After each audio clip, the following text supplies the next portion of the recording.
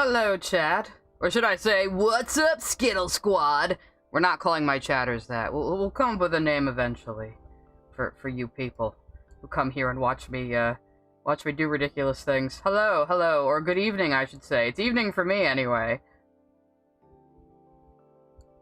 I think when I do start doing game streams more regularly, I mean, I guess I am kind of regularly doing one. Oh, my shift yesterday was fine. Luckily, we have a new worker who was there to help me, which was great. I was not alone. Skittle Squad, where you at?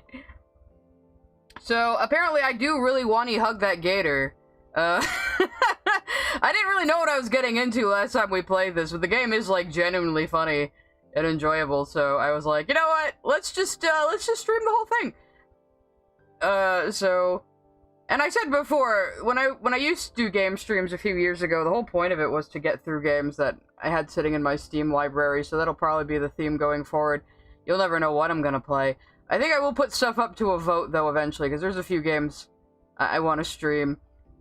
And game streams, I don't know if they're gonna be on regular days, or I'll pick random days. They'll probably usually be at night, like now. So, but I'm call you Unwashed Masses. That's a little closer, I think. Alright, so this is my last save. So, for anyone who wasn't here last time, we are playing as a 25-year-old high school student with no facial features called Inco Cognito. And he was at his first day of dinosaur school and immediately had gym class and got knocked out and went home for the rest of the day. But he also met this gator girl that he Wani hug. And so that's all the context you're getting. I have to remember all the stupid voices I did, which are just me at various pitches. But I try to differentiate the characters as much as I can. Yeah, right? I don't think Sweet Baby Inc. worked on this. In fact, if Sweet Baby Inc. worked on this, it would probably be, like, worse. And, like, you know... Because, see, well, that's the whole point of these Snoot games, too, is to make fun of stuff like that. Because Sweet Baby was notoriously involved with Goodbye Volcano High, which inspired this game and the game before it. And what? So, like, dude's in love with, like, a chunky girl in a wheelchair. You know, there's all sorts of, like, different, like, types of people around. But it's not, like, lingered on, and it's not, like, patting itself on the back, like, oh, look, we put marginalized people in our game, we're so good, tell us how good we are, you know? The whole point is just doing it. I know, Olivia was Jasper, Mia was a New Yorker, Inco was Batman. Is that what you think the voice I was doing was? It started to become Patrick Warburton a bit, who I can't do very well. And then Ben was a nerd. The principal was like, just my customer service voice, but snobbier. And, Damien talked like this. Don't get mad at me if they're slightly different. I am not a voice actor. I can barely speak on a good day. I'm glad I'm good background noise for you. I always get flattered when people say that, because I have YouTubers like that as well. Anyway, so we will Duke Nukem S. I don't know, like, the Inco voice was getting flatter and flatter the more I went on. I'm just gonna lean into that. Yeah, Inco was, like, basically Adam West. You're right. Okay, here we go. ... We're starting right off with that. Tell me if the game sound is too low. I was trying to, like, I noticed it was a little too loud last time. But I don't know how it sounds on your guys' end, because again, I'm bad at audio engineering, we all know this. Anyway. Another day, another dollar, except I don't get paid to go to school, and my parents have abandoned me, I remember that. I have no idea how much Southern Damien fits. I don't have any idea, I just picked that voice at random. Though this time, I pass on the mini breakfast burritos. Right, I was eating frozen burritos like a fucking freak. After how bad they messed me up during PE yesterday, I don't want my stomach to endure that torture again. Instead, I got a few hash browns from a fast food joint by the Metro. Inco, eat better, would you? Jesus Christ. I idly scroll through my feed, as I usually do, while the Metro jostles about to my destination. I can talk, blah blah. It's been a few days now, and the strange scent of extremely cheap detergent and alcohol have become an afterthought. Dunkin' Donuts bestie. Some of the vines are actually plastic, and the flowers are little air fresheners. Oh, okay. That makes a little bit more sense. That's not actually something I noticed, more so witnessed when a passenger tried eating one. Some of the vines are real, though. For some reason, they go untouched anyways. Maybe they're just not tasty, maybe they're poison ivy, I don't know. Vegetarians don't eat the grass in their lawns, after all. I mean, the dinosaur ones might. You don't know. Right? Huh. ... Maybe there are goat people in this world, and they do. Oh, Hank Hippopotamus, or the white whale, or wherever the fuck he is back. Anyways. I think I did Cinema Snob for him. The lights have gone out, and someone just dropped a wrecking ball next to me. Must be Mr. Ferris. There he is. Good morning, Inco. Good morning! Has work been going fine? It has, slowly, but I'm very thorough. I hate the idea of a place of learning not being an ideal place to learn. What dialogue? And I appreciate our talks. Your perspective has really helped me understand the student body more. You're our token human. Congratulations. You're welcome! Hey, have you given any more thought to the fashion thing? I don't remember what the fuck that was. I have, although I can't say I really get it. Oh right, no, he said wearing a full three-piece suit was him in casual wear, because he's like super stuffy. There's plenty to see everywhere if you just look around. Look at my jacket! The ultimate fashion! Boy, this stream sure is a whale of a time! Get out! No, I'm just kidding. Really? Like what? Well, like, look at that girl on the other end of the car there. The one that sits in the same place every single day. It's weird. You want him to dress like that? I don't know if that would really suit him. ... It's rather revealing. I don't know where I'm going with this voice. I don't think that's really for me. I love my wife. I don't want to dress like a whore. I just mean as an example of someone fashionable. I'd ride the Mr. Ferris wheel anytime. I should have known this game would attract furries to the chat. If this game had voice acting, I think Ferris would sound like J.K. Simmons. If I could sound like J.K. Simmons, I would. Unfortunately, I cannot. Well, there's an event coming up. I could see about trying something new. Oh, can I influence this? What would you recommend? What would I recommend? Game? Are you going to let me? Come on, game.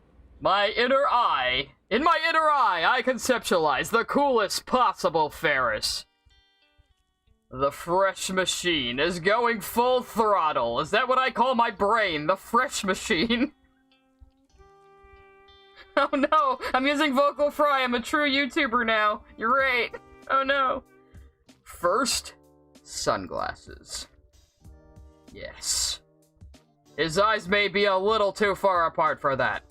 However, beanie. Yes. Moving on. Big guns, fresh jacket. Oh yeah.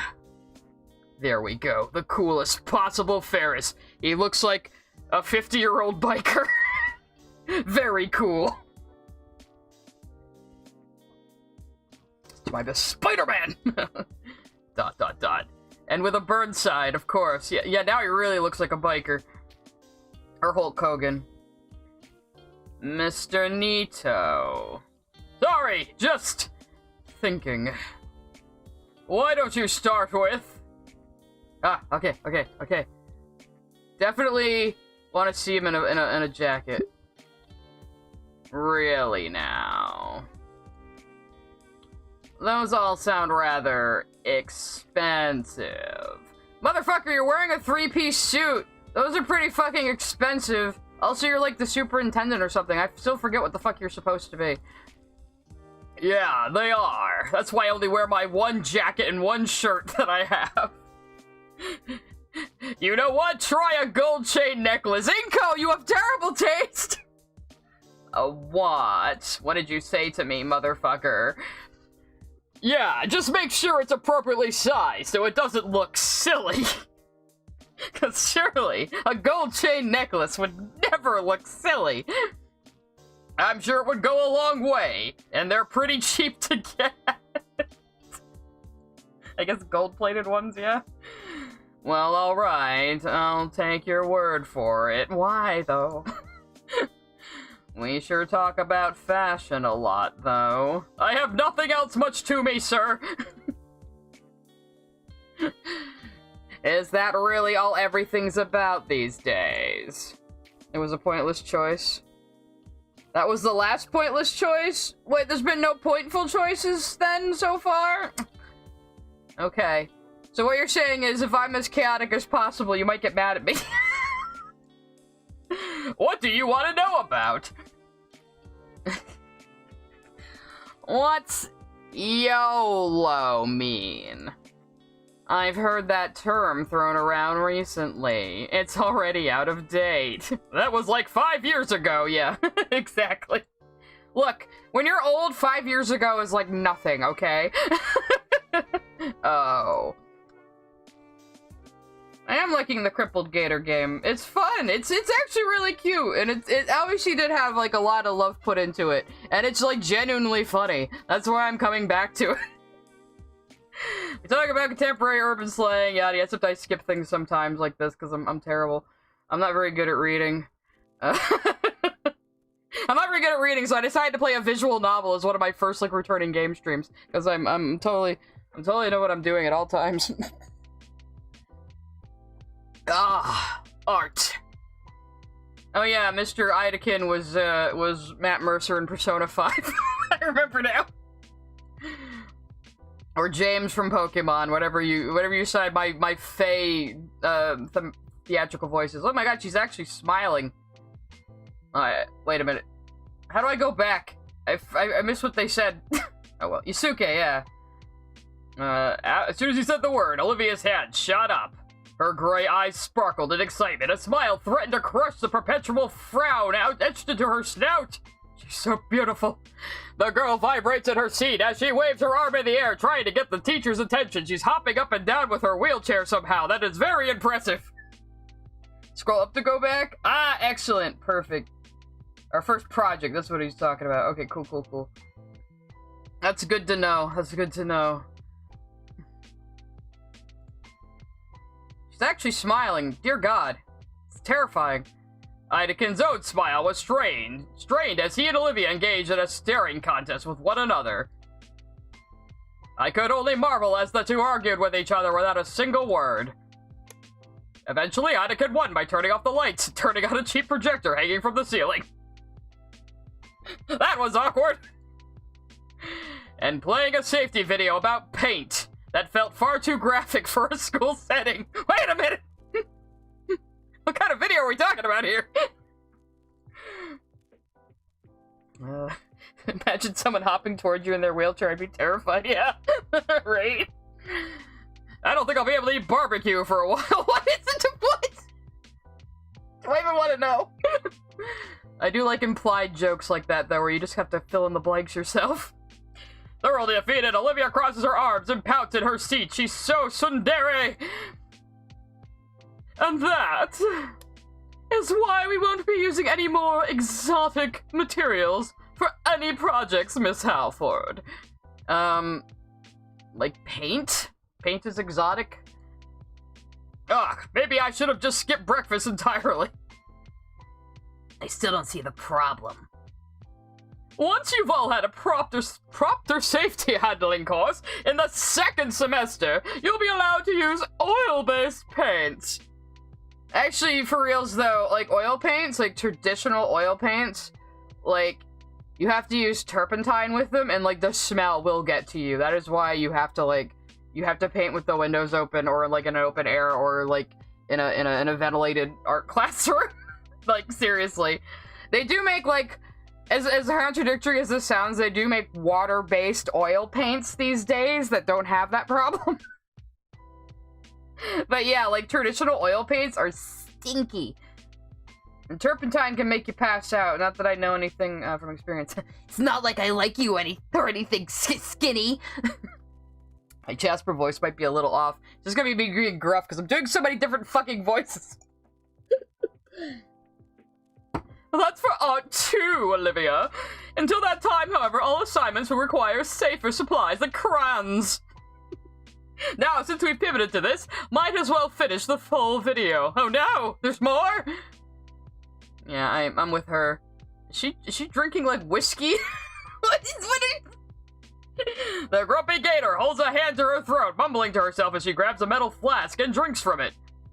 The entire display from her was mystifying, at odds with how Ben and Liz described Olivia. In fact, it kind of reminded me of... me. I understand why, after all, Anakin is letting Ben and I use some of his equipment in photography. That thrill of experimentation, of new possibilities, no doubt that it brings a creative sparkle to her eyes. Not so much anymore. Eyes that fill with pure malice as they glare daggers my way. I'm in love. Gotta be drawing with those dry markers from kids' sets. Yeah, right, probably. I mean, with school budgets these days... Yes, Black Sugar, this is basically Snoot Game 2.0. Neo Kaiser in the chat sent this to me, and I played it last week, and I decided to keep playing it until we finish, because it's actually really fun. And I'm having fun doing stupid voices. And as long as you guys are enjoying it, I'll keep going. ... Oh, was I staring? Whoops. Before I could offer an apology, she already had her hands on the wheels.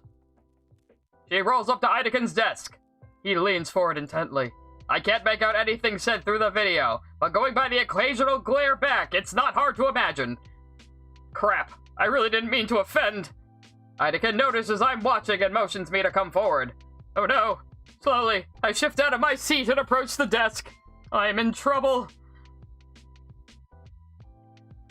Alright, is something going on here?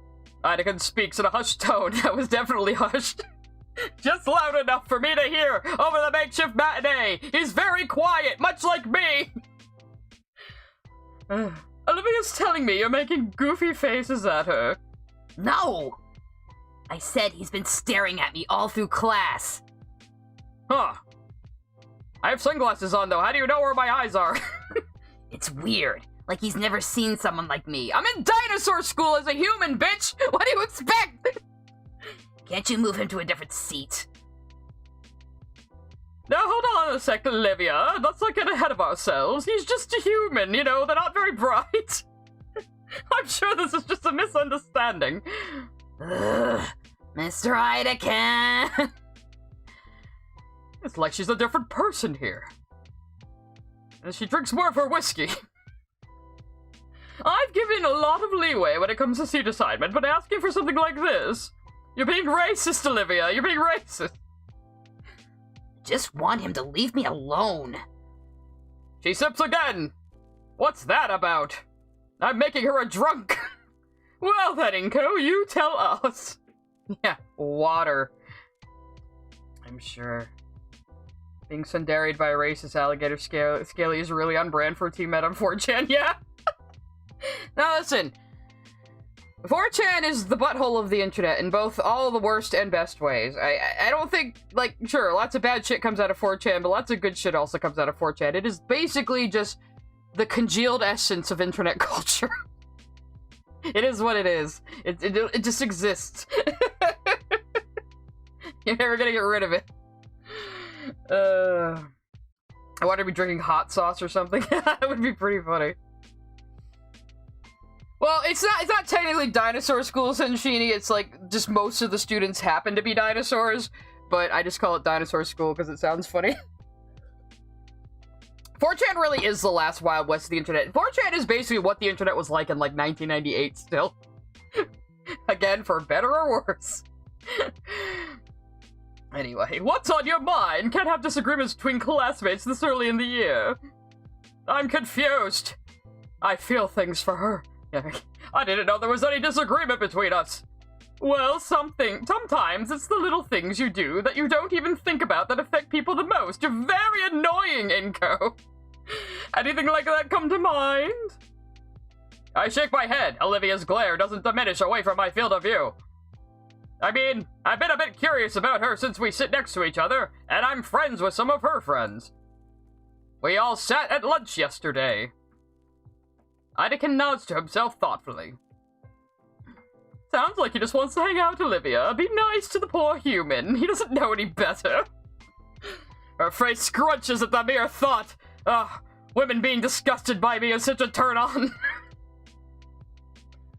Ugh, not really interested.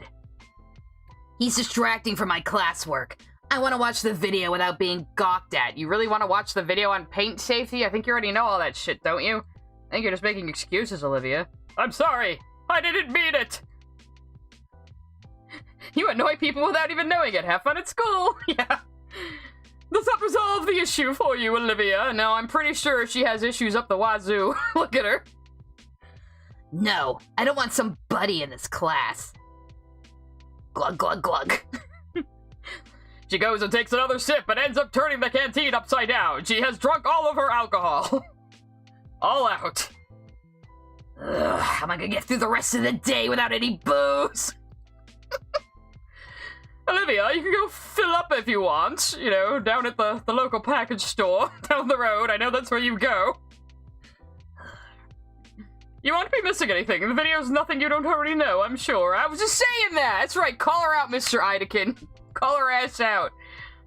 Olivia eyes me suspiciously and slowly moves out the door toward the nearest water fountain. Idekin sighs. Alright. He leans back in his chair with his arms resting behind his head. Oh no, I'm about to be lectured, aren't I? Inco, I told you yesterday if the air needs clearing to do it yourself. Now she's in a mood because you were staring at her like a weirdo. Oh man, he's just... Let me rep with you, son.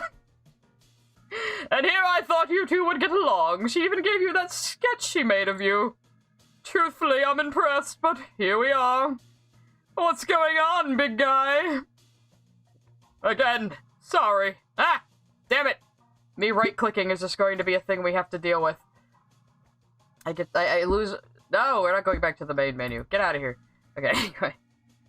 Keep your finger off the mouse there, Sai.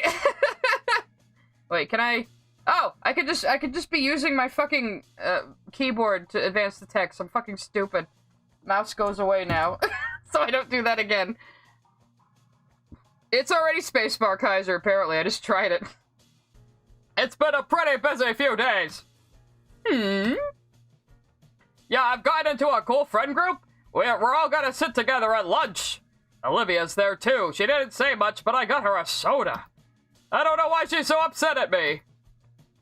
It's nothing personal, Inco. She hates everyone. It's not?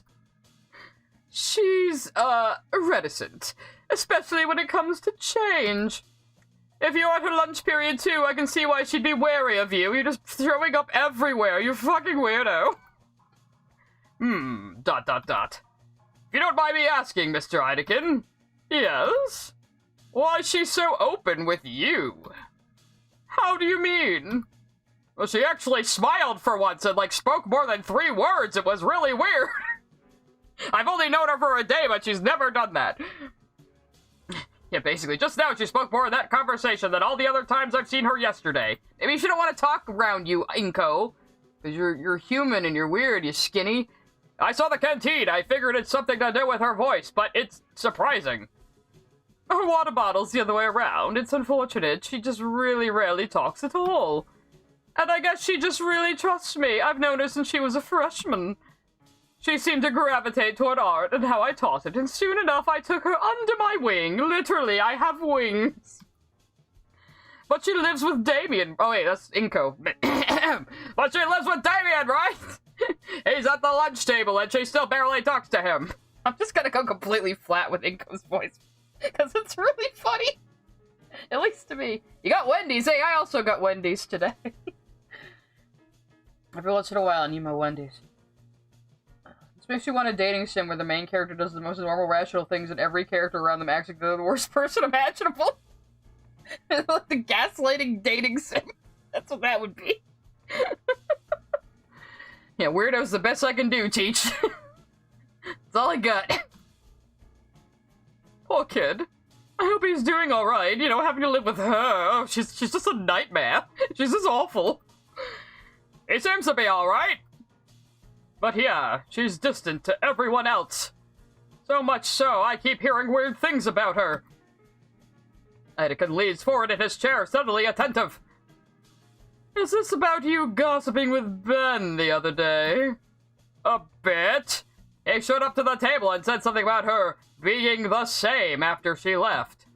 Probably some drama there, but I don't want to pry. He nods. But also, Liz told me some weird things too, but she seemed like kind of a bitch.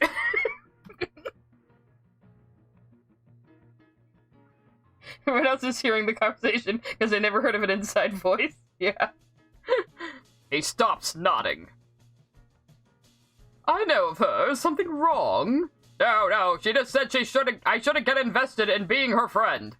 Everyone's being real weird about it, so I was curious for myself.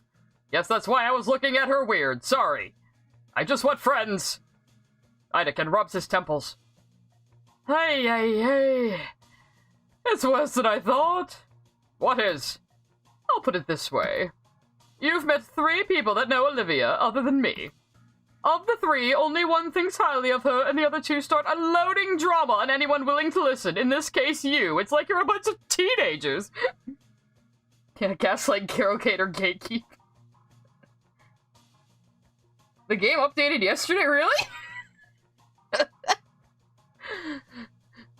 Man, I wish I'd known, because now I want to check Steam, but, you know, Human Aider family. I'll make sure it's all up to date next time.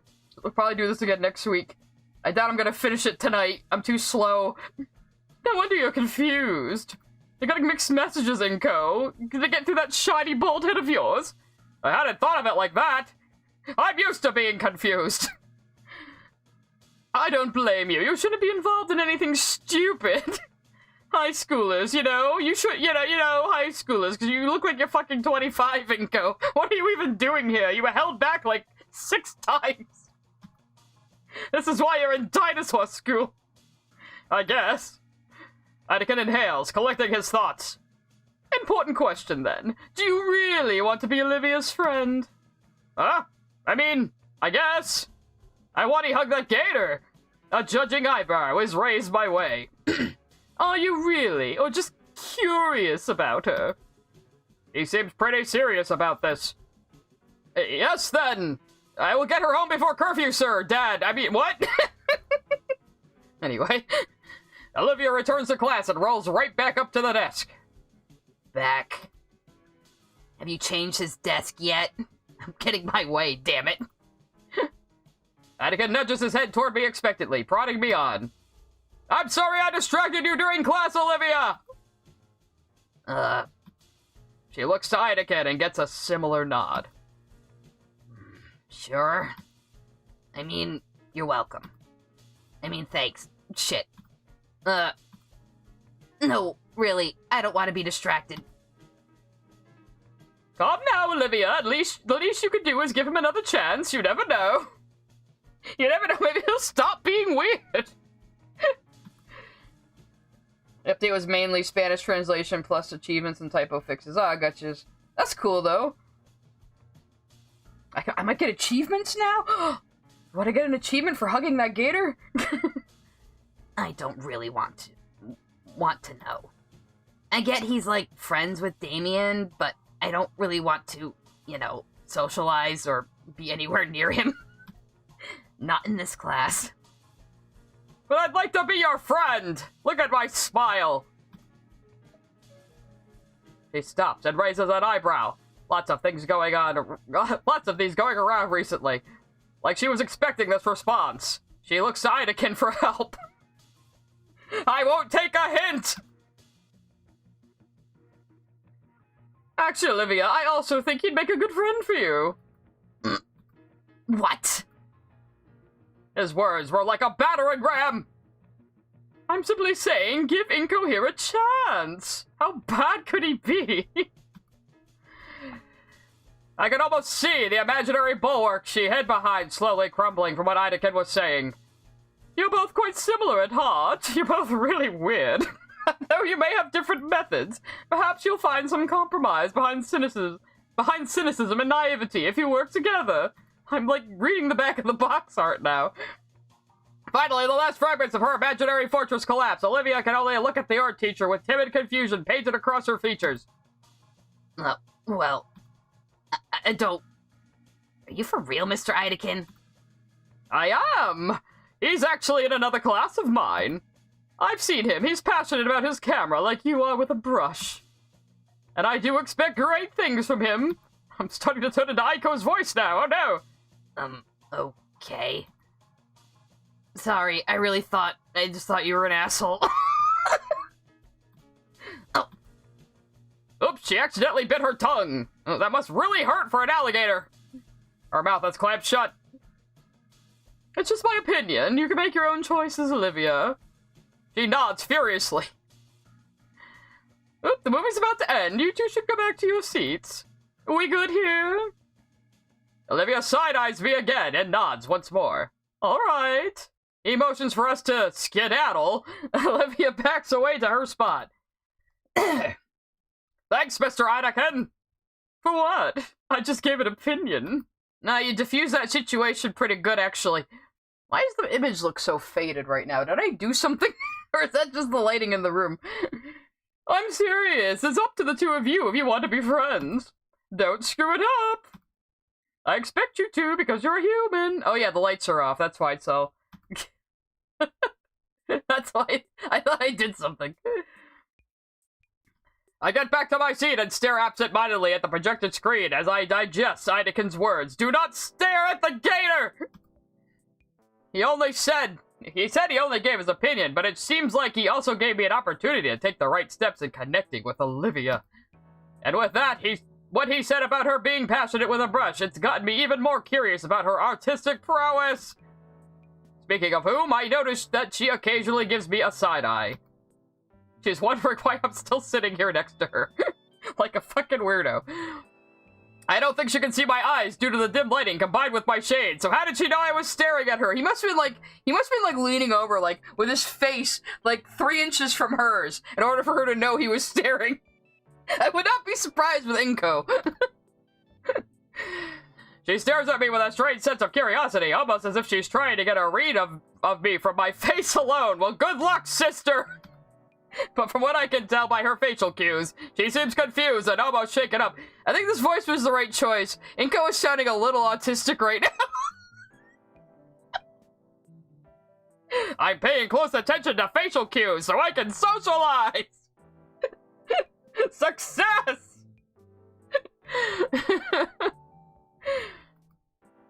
It's like she wants to say something, but keeps on backing away at the last second. She probably wants to tell me to fuck off! I guess her mind is also jostling around from Idaken's words. He's a little artistic, yes, you're right.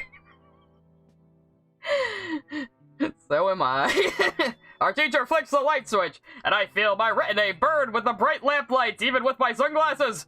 My precious sunglasses. Yeah, she just blamed me. She just said I was staring to be a jerk. Alright. Alright, normally in your first week, we'd be doing something simple, like a collar swatch wheel. However, I think you all could manage something a bit more advanced. The Gator girl's head whipped around at the word advanced. Whatever Olivia was thinking before regarding me, she seems to have forgotten, as she focuses almost entirely on the teacher. Mr. Idaken holds up a stack of paper for us to see. Oh, paper. First things first, I'd like for you all to fill out these topic sheets so that I know you understand how to safely handle oil-based paints. The last thing we need is another burnt-down classroom. Jer Bear, he always wears sunglasses, at all times, because he's Inco. Don't question it. The way Idaken says those words makes me imagine some pretty horrible outcomes. Once you've finished your sheets, bring them to me so I can review them. I'll be giving you the permission sheet after I know you lot won't set yourselves on fire or poison yourselves. I guess oil paint and turpentine could lead to a fire, but, you know, you have to really put effort into it. He's Bono. You want to marry Idekin? Even with the voice I'm giving him?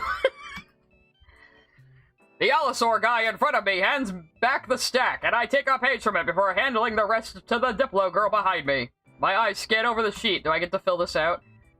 What grade of mask do snouts longer than 3 inches require? And a realization hits me. I didn't see the first half of that video, and also this is racist. It is not.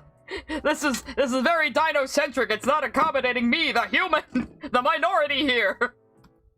My eyes scan over the page, and I groan when I see the questions. When I see questions I have no answers for.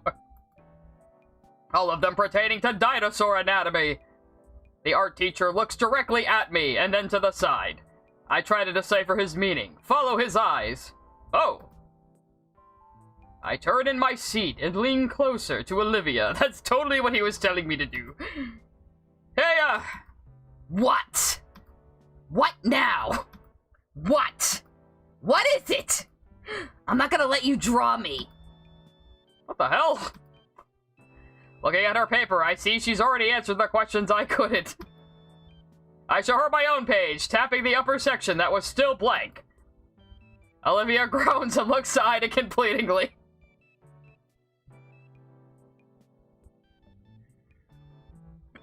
Inco is going to eat the arsenic green paint. Well, he does seem to like green things. He does seem to want to eat green things right now. All she gets for her troubles is a thumbs up. Good job. Fine. Fine. Here. She holds out her sheet for me. Wait, isn't this cheating? The art teacher wouldn't... When did he get to his desk? Why does he have a sleeping mask? If I look over the answers, I still learn the safety procedures. So what's the difference in the end? That must be what he's thinking. I'm starting to like Mr. Idekin a lot. Either that, or he doesn't care. I think he has tenure. I copy the words from Olivia's sheet, doing my best to at least rephrase them. I'm not completely stupid. Inco and Olivia are the opposite sides of the tism spectrum. I mean, low-key, though, you're kinda right. You're kinda right.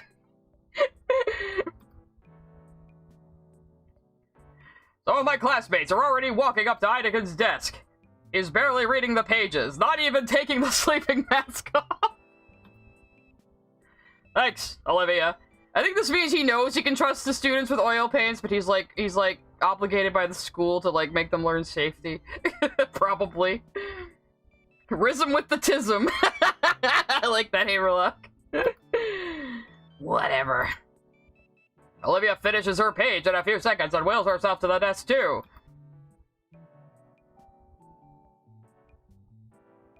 Inco, yeah, what now? What is it? I won't let you show me. Inco stopped clicking on the gator to hear all of her voice lines. The last answer I'm fairly confident on. Like what a flashpoint means. That was a flash comic. I know that. I get up and go to Idekin's desk and set my safety assessment down. Good. Here's your permission slip to use hazardous paints. I do not give a fuck. He didn't even bother to look over my worksheet. He lifts the eye mask from his face and looks at me with one eye. What?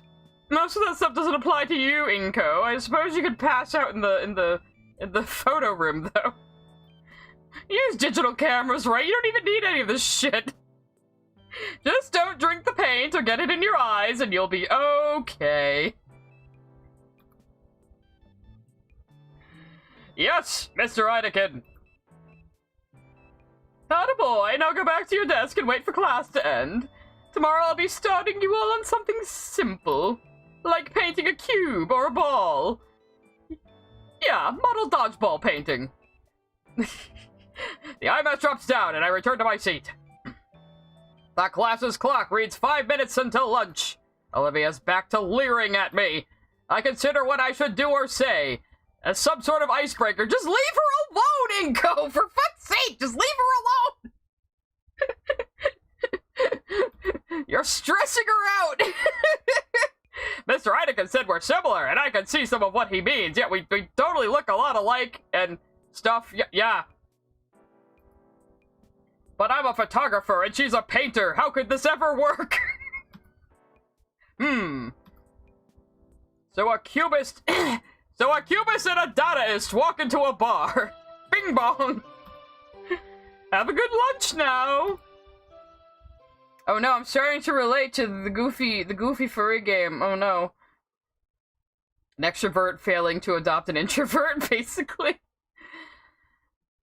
I mean, Inco's an extrovert, but he's just not very good at it. The moment the bell rings, Olivia shoves most of her things into her backpack, not caring if her notebook gets crushed. She zips up, she races out of the classroom. It's not like she likes me or anything, Babaka. I guess she doesn't want to get caught in the chaos of the lunchroom stampede. The gator has not yet been hugged. We're getting there. It's a slow burn, okay? ... Is lunch just chaos every single day? Yeah, I guess so. I managed to avoid getting stuck in the frenzy by shuffling along the wall. The long way around the lunchroom. I think they're eating a gazelle in there, like a live one. It's a bit longer, but at least there's less risk of being used as an improvised meat club. Hey, why didn't I just go through the courtyard? It's right there next to the table. Damn it! Next time. Same Inco channel, same Inco time. Hey, is there a palm tree or something by the table now? Never seen one with a trunk that's green. I get around the last of the crowd and approach the table. Slowbird is this addiction peddling Lily Orchard 2020. I gotta put a penny in the Lily Orchard swear jar. I will make that one day, I swear. Damien's there, chowing down on a sandwich stacked with various meats. And, like yesterday, Olivia's already at the table. There's no table in this shot, but pretend there's a table.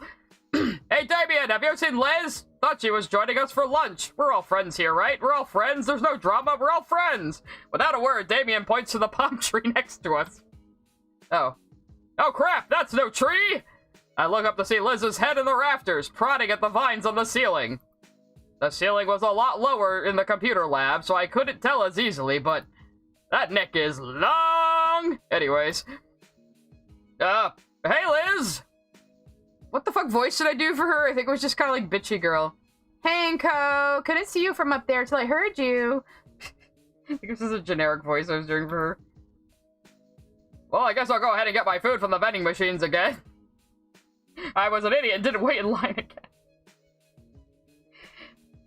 Joining with Green says, I like how there's meta humor in this game, but it's subtle enough to where the game still feels genuine and heartfelt. Yeah, like I said.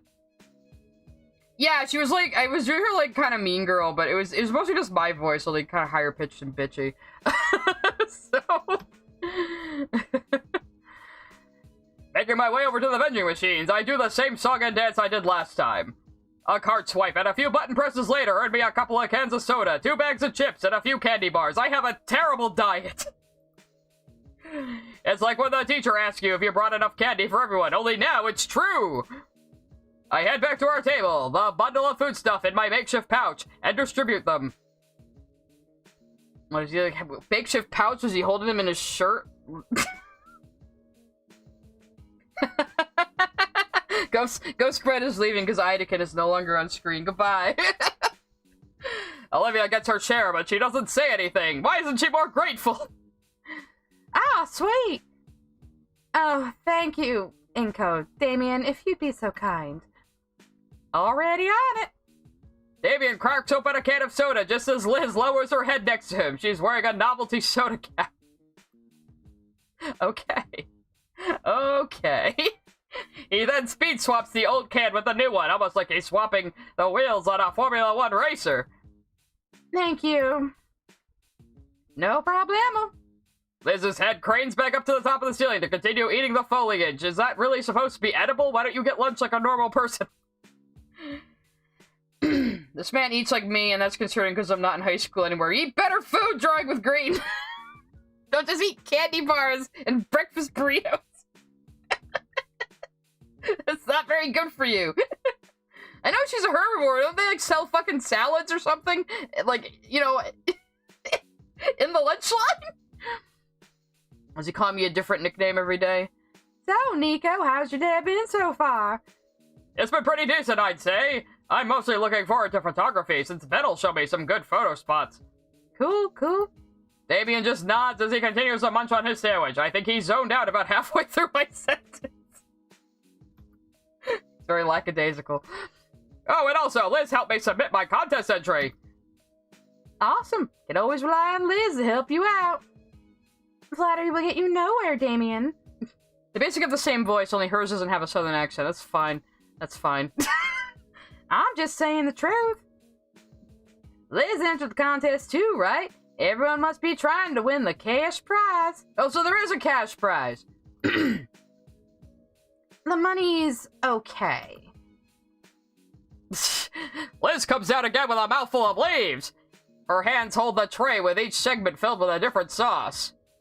But the real prize is having your submission featured on the sponsor's magazine cover and in the featured article.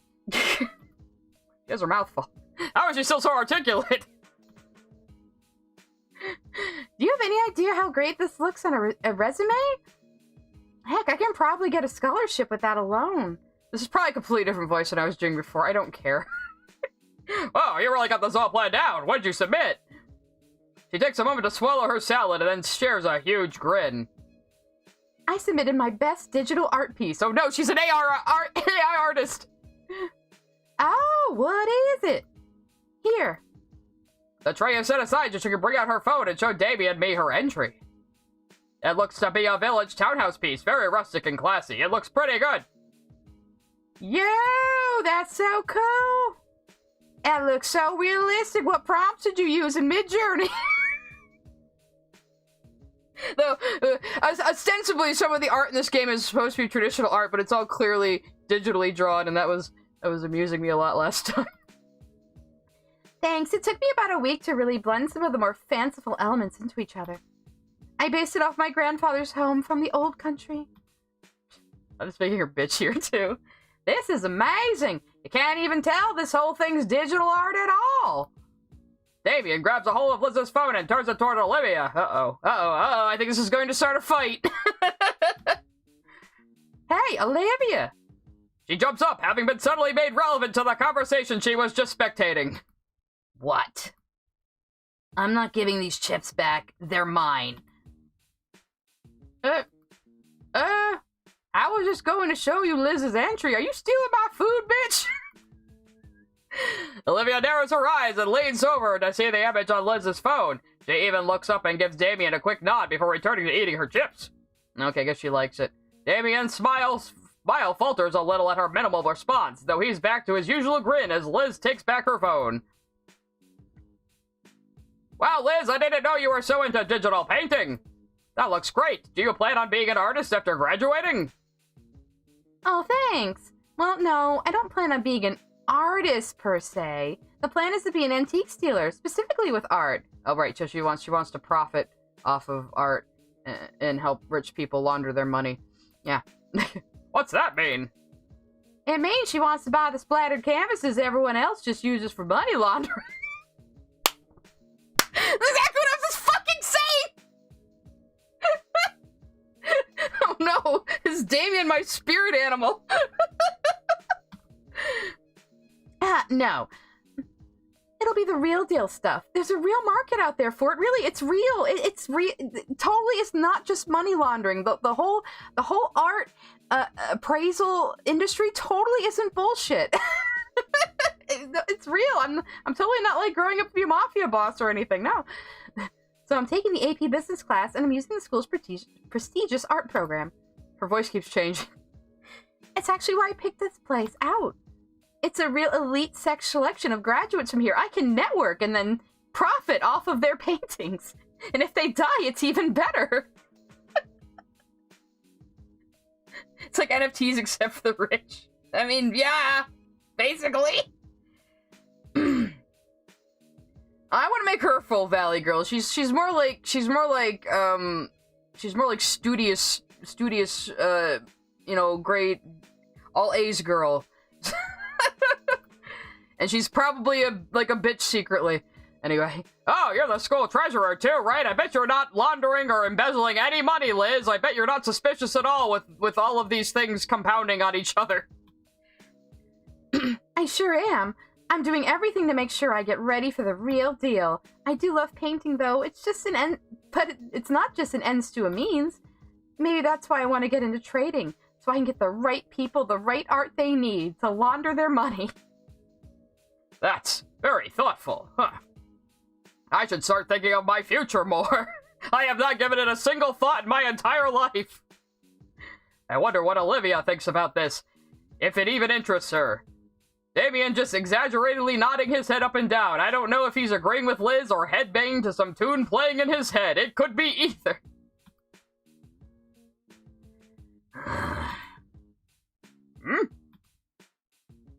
I look to the side to see Olivia staring down at the chips bag, looking pensive. I think she's out of chips. I guess I'm not the only one that's a bit worried about our long-term plans after school compared to Liz. She makes us all look bad, but we got the whole year still. What about you, Damien? Don't really have a big goal set. The only reason I'm going here is because it's the closest school to our home.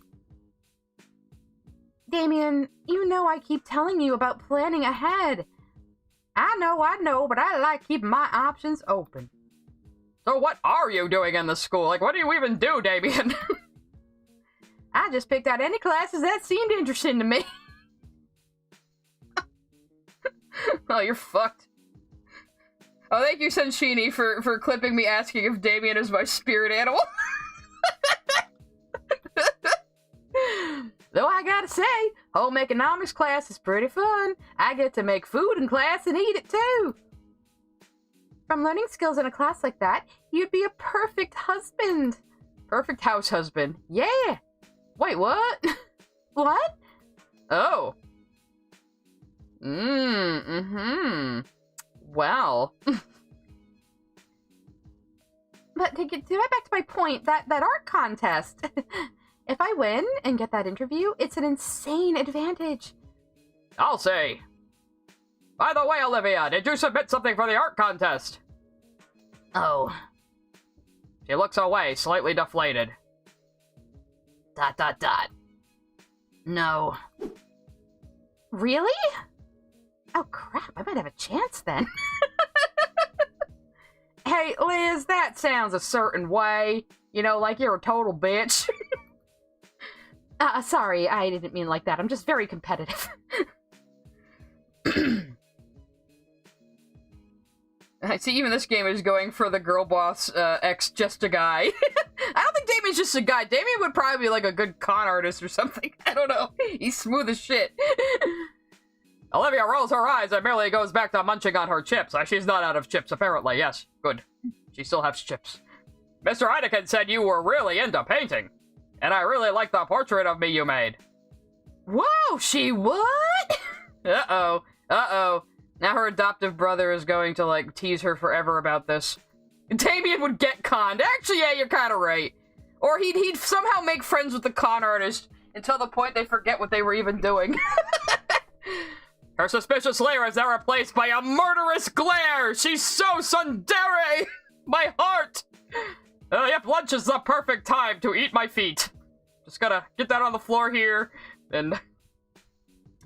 No way, Steven's smarter than this. He's Inco, he's a special boy, all on his own. Or unless you're saying Damien is Steven, then maybe. I haven't actually seen any of her real work, only something she'd done out of boredom. Actually, I think we have seen her work. I think that painting we focused on, like, forever at the beginning was hers. I was going back and making shorts of this, and I caught the name again, and yeah. But I was starting to think that already. Olivia's eyes close as she inhales deeply, the air of neutrality returning to her once she reopens them. She's not going to murder me today. She looks me up and down again, as though something will be different this time. I'm still the same Inco. can't. What's that mean?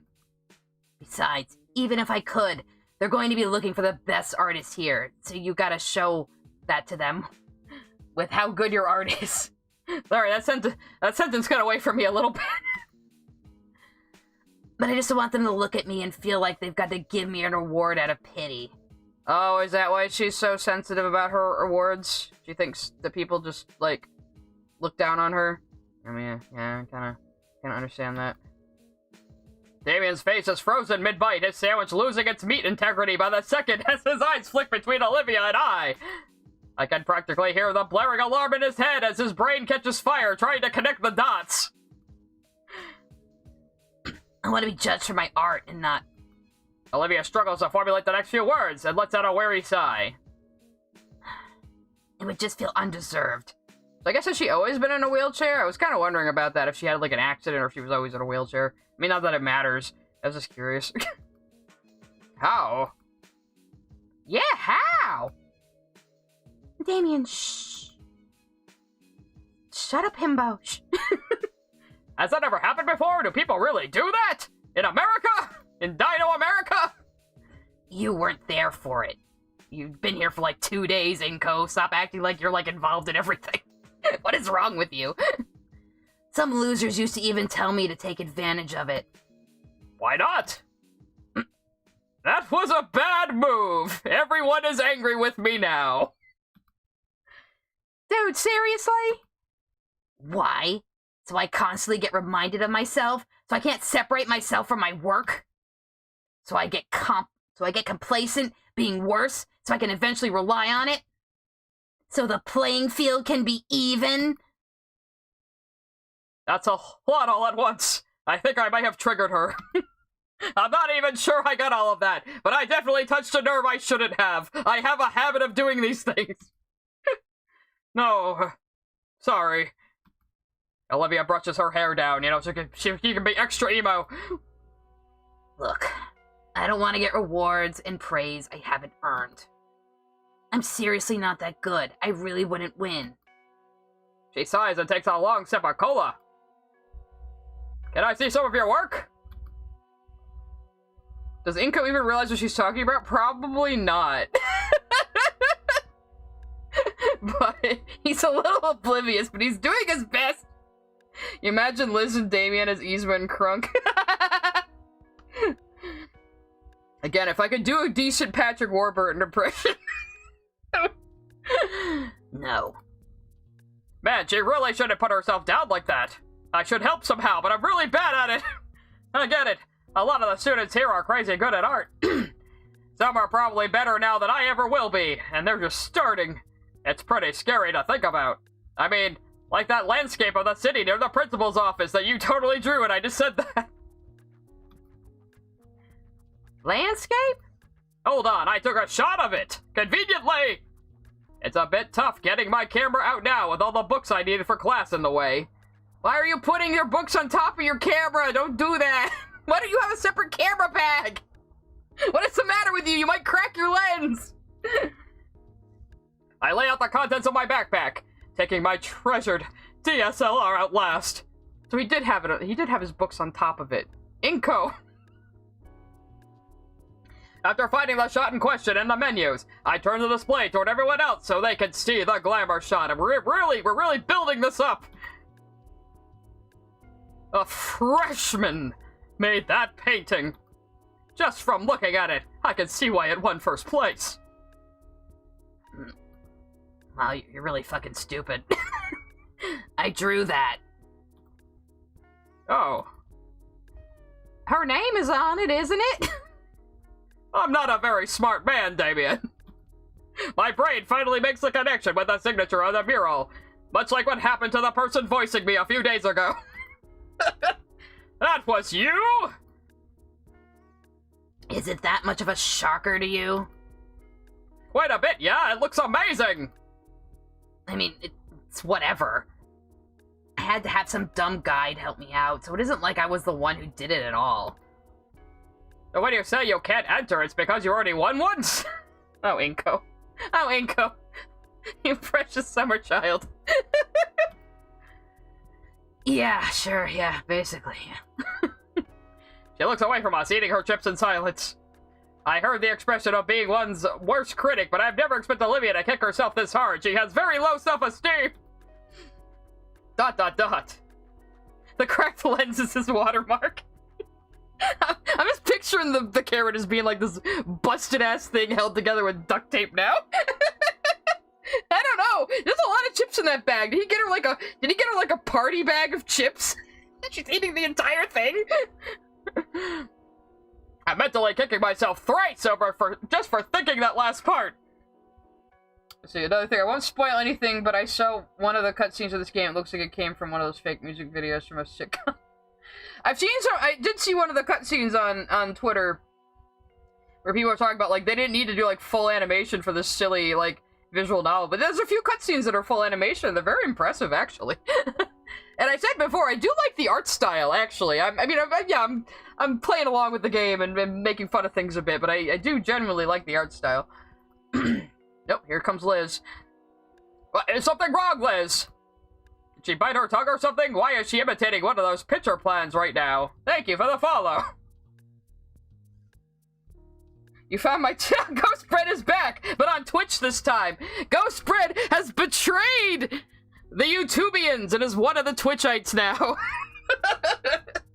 Shame! Anyway. Liz?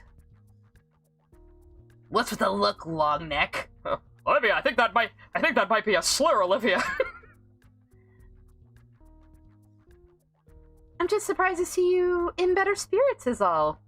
Was it Liz? Did Liz push her in front of a car and that's why she's in a wheelchair? Is that what the twist is gonna be? Oh, my mistake. Ghost is a double agent in both chats now. You're making it weird. Don't make it weird. Yeah, it's been ages, Olivia. Ever since you've talked this much, like at all, and made eye contact with people. I think a Randy like Inky here got you to open up like that in just 2 days. He gestures to me. What'd you do, man? I was very charming. The girl in question freezes Damien's thoughtless comments having thrust her into self-awareness. So then she just leaves. Okay. Olivia, wait! She's gone. Well, she did give a warning. Yeah. I was just excited she was making good progress.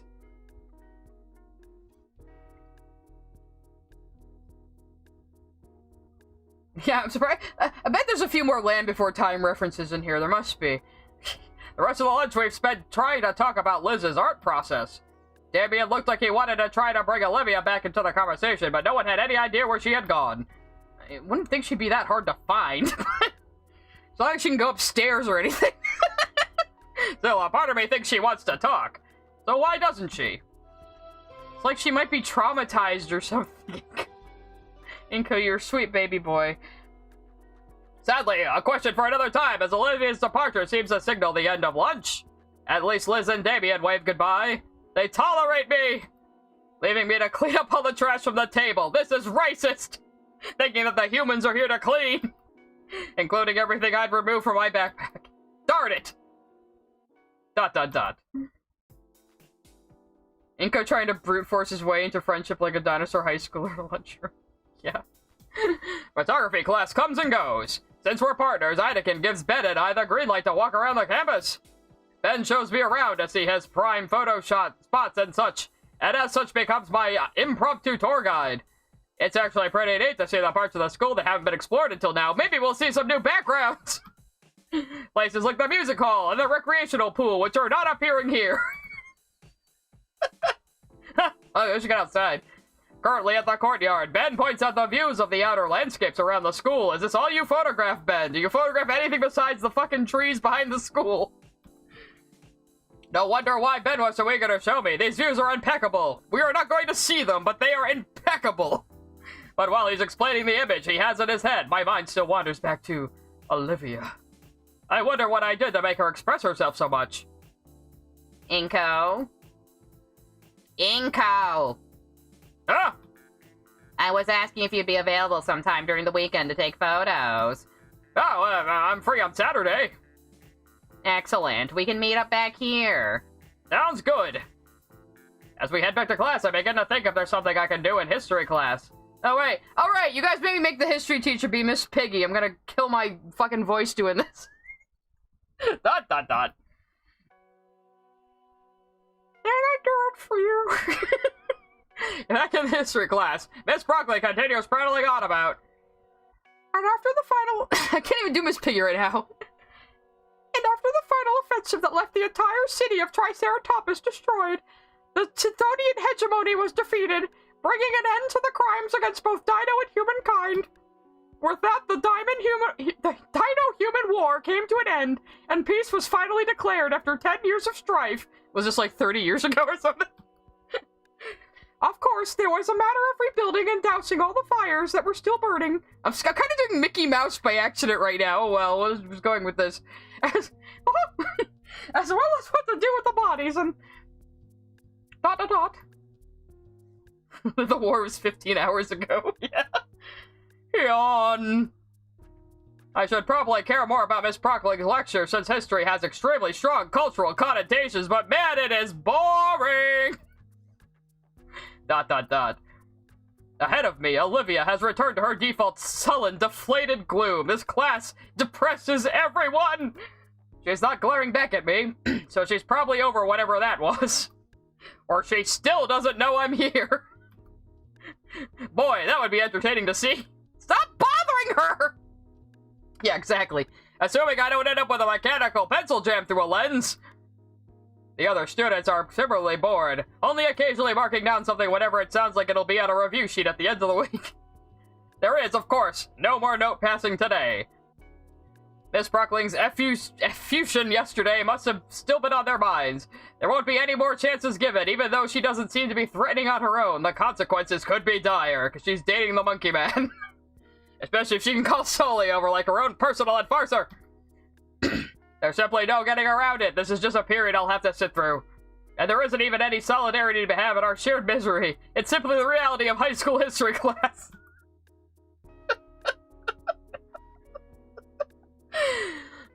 The only saving grace is that she isn't stalking around the room looking for us to do something wrong. Instead, we're being lectured at. Ugh. My hand mechanically copies down whatever she's written on the board. I'm not even paying attention. Oh, yeah. And while I should also be paying attention to what Miss Prockling is saying, I'm more certain that we'll be reading the exact same things in our heavy textbook. So my eyes wander away from her to the board and scan over my peers, equally as bored and fading interests. I'm repeating myself a lot. Eventually, there's a bit of movement ahead of me. What's she up to now? I'm still stalking her!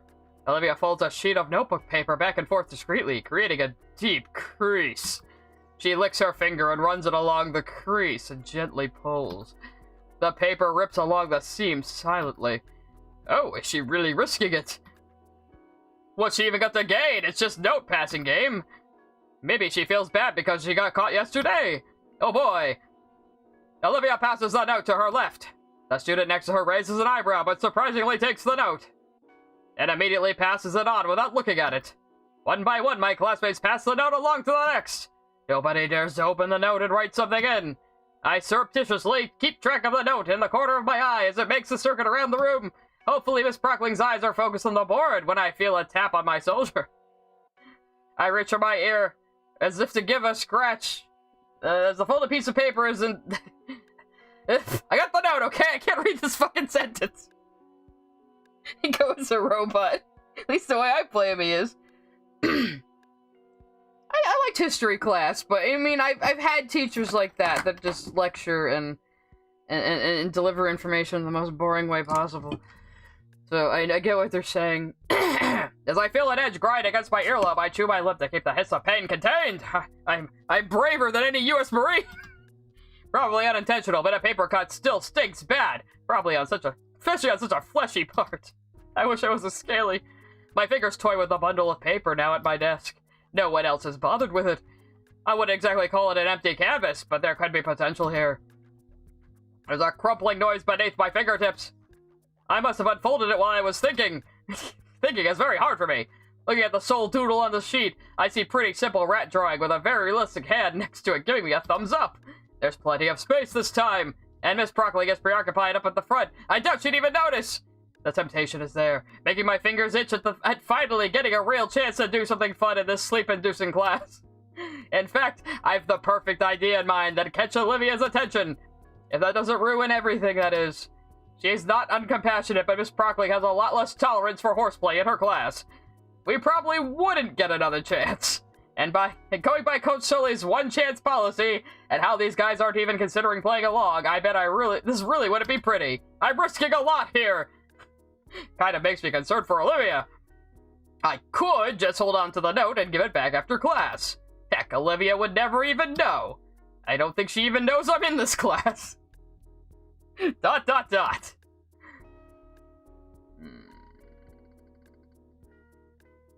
going for it. I'm gonna make a drawing. At least I don't have to draw it this time.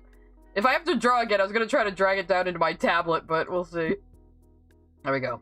What's life without a bit of risk? Let's just have, like, terrible consequences later in the game or something.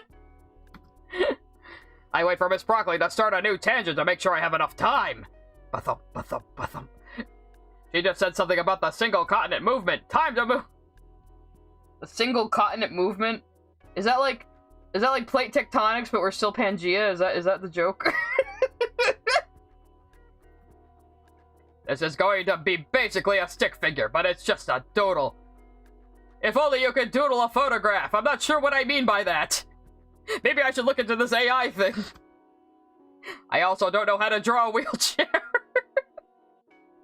To be fair, they're pretty hard to draw. Like wheelchairs, bicycles, things like that. In the end, it looks like an abstract depiction of a bow-legged T-Rex and what I want. Whoops, it'll have to do. I check over one last time as if I had the conceptualization to improve it. Oh well. I pass the note forwards, careful to not notify the teacher. Olivia takes the note over her shoulder. Once more, not checking it. She seems to deflate a bit upon opening the note. Probably because of all the blank space. Doesn't look like she recognizes whatever I did either. Maybe I should talk about it with her after class? I don't know, seems like a okay thing to do. She just passed the note again. What? Once more, the process of students taking the note and passing along without looking at it. Although this time it's a little more collectively annoyed.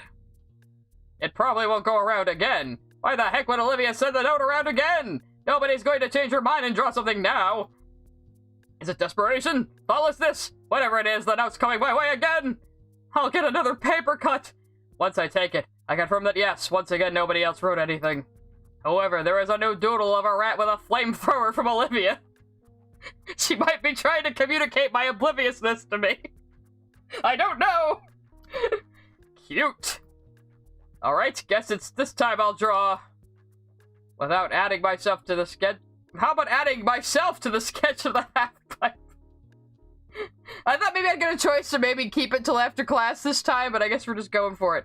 This time I just depict myself as a stick figure, with sunglasses, of course, so she knows it's me! No use trying to go outside my skill level for a note-passing game. It's simple enough to do. I even include my sunglasses. Attaboy. Yeah, I'm liking this.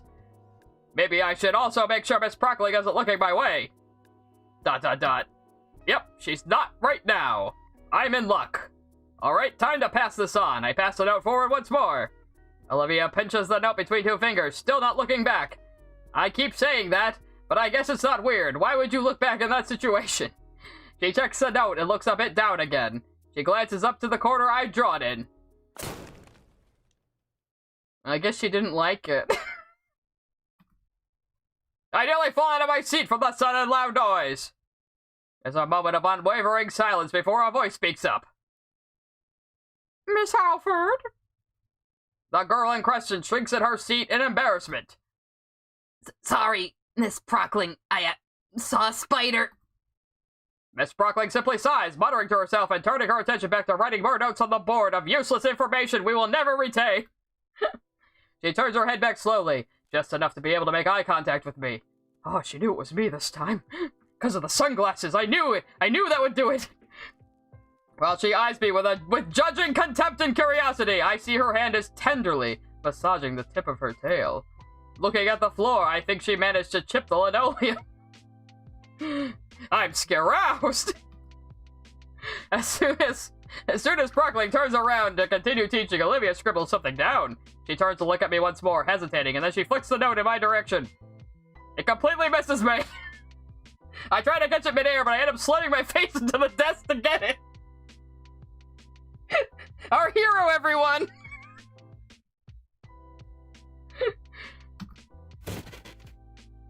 Mr. Nito, what was that noise? I palmed the note into my sleeve and strained to keep my injured eye open. The teacher probably meant the foot stomping. Oh yeah, found that spider, Miss Prockling! The teacher grimaces. That better be cleaned up by the end of class then, Mr. Nito. I mean, it's not hard to clean up a spider you squish. Unless they have giant spiders in dinosaur school, do they? Who knows? Yes, ma'am. I breathe a sigh of relief as my excuse weathers Miss Prockling's scare. She turns a few pages on the textbook lying on her desk, instructing the class to do the same as she searches for something. She's distracted. I can finally see what Olivia drew. ... There's now a surprisingly detailed dodgeball whizzing toward my stick figure's head. I want to be upset, but I find myself admiring her motion lines. Seriously, she should be an animator. Even though it's like one single drawing, but okay. I'm a photographer though, what do I know? I mull over what to add and settle on giving the large rat sunglasses as well. A few seconds later, he looks twice as cool as before, just like me. I look up to Olivia, pondering how to get it back to her when a sinister idea comes to mind. Oh god, what am I about to do? Her hood hangs open as it rests on her back. It's a tough shot, but... Bingo! Bingo bongo! Olivia scratches at the back of her neck and finds the note! She looks back with squinted eyes, judging my intent and scanning me for foul play. She mouths something at me. A question, I think, but I'm not the most apt at lip. I'm not the most apt lip reader, or social cue reader, or anything reader. Especially when said lips are thrice as long as a human's. She still unfolds the page, and seconds later, she's already added a new sketch and folded it up. This is escalating quickly. The note lands neatly on my desk this time, and I inspect the latest edition. More rats doing decidedly non-rat activities. I wonder what she'd think of a cat this time. Okay, can you draw a cat, Inco? We continue passing the sheet back and forth, adding new sketches and adding to others. My fingers are starting to tire when Miss Prockling addresses Olivia. Alright, Miss Halford, you may leave now. Get the fuck out of my class. Everyone else, you may take the last 5 minutes to start on your homework. Olivia takes her time to pack away her supplies, occasionally glancing my way. Gone is the paranoia. It's now become just plain confusion. I can work with that. As if I wouldn't play the doodle game thing with her. Even as she wheels out of the room, I notice her eyes still on me. I give her a wave goodbye, and she seems shocked by that, turning her head and finally passing through the doorway. I'm socializing! Right then, homework. ... Ah, crap. And now it only occurs to me that there's a pretty good reason that teacher doesn't want us slacking off during class. For the last 5 minutes, I try to speed read the second chapter in its entirety. Failing to get any good information to use for today's homework, I resolved to just check online for a lecture that's not as boring. Oh yeah, I guess you guys can do that these days, huh? Let's see, YouTube started in 2005, so I would have been already 4 years out of high school. That is completely beyond my experience.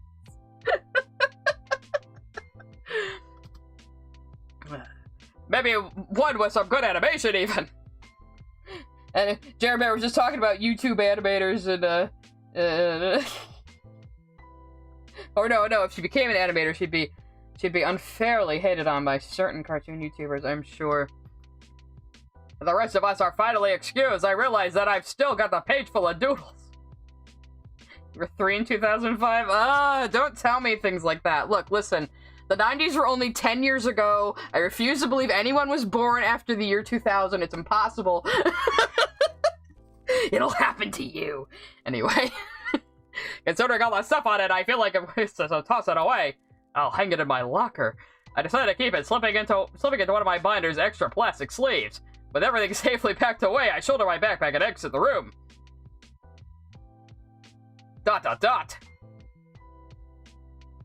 Man, now I get why Olivia gets to leave the classes early. The halls are so packed and chaotic once class ends, I always end up being pushed around by rowdy students headed toward their next classes. That sounds like my high school. There was always this one hallway that was like just a bottleneck. It was terrible. I used to be with it. I've never been with it in my entire life, Kaiser. Once school ends, it's even worse. When I saw it yesterday, it was something else. The word Riptide comes to mind, and I end up just waiting around a few minutes for the flow to die down. It was looking like it was just going to be my routine now. It's getting pushed around by dinosaurs. I passed by a few more art displays on my way up to the stairs, back down to the first floor. And so there are stairs. How the fuck does Olivia get up and down them? This is a art wing. It's just a bunch of displays up. Maybe there simply wasn't enough space. Ooh, something presses into my chest and lurches me to a stop. Oh, it's Olivia. Hello. How do I never notice her? She's very stealthy. Charlie Green says, we're all a manifestation of your biggest fears and anxieties. We're like the Babadook. So I'm just like in purgatory and chat is just tormenting me and you're not all real, huh? Okay. It's Olivia holding an arm out to stop me. She's still staring up at me, though less suspiciously. Her jaw is open, but no sound comes out. She realizes her hand is still out and retracts it awkwardly, indecisively darting between her hoodie pocket and her armrest. Oh, she probably wants her sketches back, bro. Come on. Is she expecting something? I'm in Silent... Yeah, Sai's in Silent Hill dealing with her fears, which is people on the internet laughing at her. No, you guys are laughing with me, right? Right? Oh, the note, baby? Yeah, Inco. Hey, You could have told me. Huh? That you were in Miss Prockling's class, too. You could have mentioned that. I sit right behind you, bitch! How did you not see me? How did you not see the bald, featureless human with sunglasses? I kind of stand... Sorry, I guess I was sort of aiming for a bit of dramatic reveal there. She brushes her hair aside. Well, whatever. Later, I guess. Later, Gator. Get it? Why did you stop me out here? She stops her chair mid-turn, with her gray eyes contemplating the dirty floor. ... I don't really get you. You're super weird, man. You're like so weird. You're just so weird. Olivia's eyes turn back to me, and now I can see the nervousness in her pupils. Just her pupils, not the irises again, just the pupils. They're dilated, I guess. Why do you care? Why, indeed. I want to hug that gator. I guess the main reason is... I want to be friends! With me, though? Sure. He's just a dope, Olivia. He's just a fucking dopey dude. He's just a dopey-ass dude who eats breakfast burritos and thinks his jacket looks cool. And he wears the same clothes every day. Those tiny moments in which I saw that gator girl hyper-animate come to mind, and I can't help but smile. Those small shows of just genuine feelings. I think Mr. Heineken was right, honestly. Olivia hums in disagreement, finally turning away. Ah, crap. Maybe that was too forward of me. Usually I'm so reserved. Inco isn't a himbo. He's like affected. There's something wrong with him. Damien's a himbo. Anyway, I swing my backpack around just so I can reach inside. I think Inco's maybe like missing like, I don't know, like 50% of his brain or something. Oh yeah, I still have that note. Note? Wait, with the doodles from class right now? Why? I just figured you'd want it. It was fun filling it out and all. Just as I'm about to pull out my binder, the gator girl looks back at me and shakes her head. It's just doodles. You can throw it out. ... Keep it. If it's so important. For the briefest second, I saw her mouth for more of a tiny smile. He's like a dog, you know? She's giving him a little pat on the head. Inco is imprinted on Olivia, like, basically. Inco is a creature. Yeah. But now she's back to looking neutrally at... Oh, is it the painting? Oh no, the elevator. Ah, I didn't notice the school had elevators. Why don't more people use it? She flashes a key from her pocket. So it's part of her accommodations. Makes sense. By now, the hallway is cleared up a bit. Okay, so this explains how she can get around, because I was like, how far could she fucking get if there's stairs? I suppose I could have considered this. Bing! The elevator arrives, and Olivia rolls in. She moves her arm to push the button and jams the key into some slot. What's the look for? I'm totally inconspicuous. You coming? Oh, I get to use the fancy elevator. Oh! I slide in beside Olivia just before the door closes. Oh, we're in close proximity now. It's probably safe to catch your foot in and just reopen, but man, this thing is ancient. There's an inspection certificate lazily plastered above the door from this side. It's covered in coffee stains and other signs of age. Oh boy. Is this thing really safe? Olivia shrugs. What's the worst that happened? Our legs break? She eyes me with a smirk. This may have been a mistake. Ka-chunk! My heart drops as the space around me seems to drop for a split second. That's how elevators work. The sound of a word on elevator mechanics fills the cramped space. ... Dot.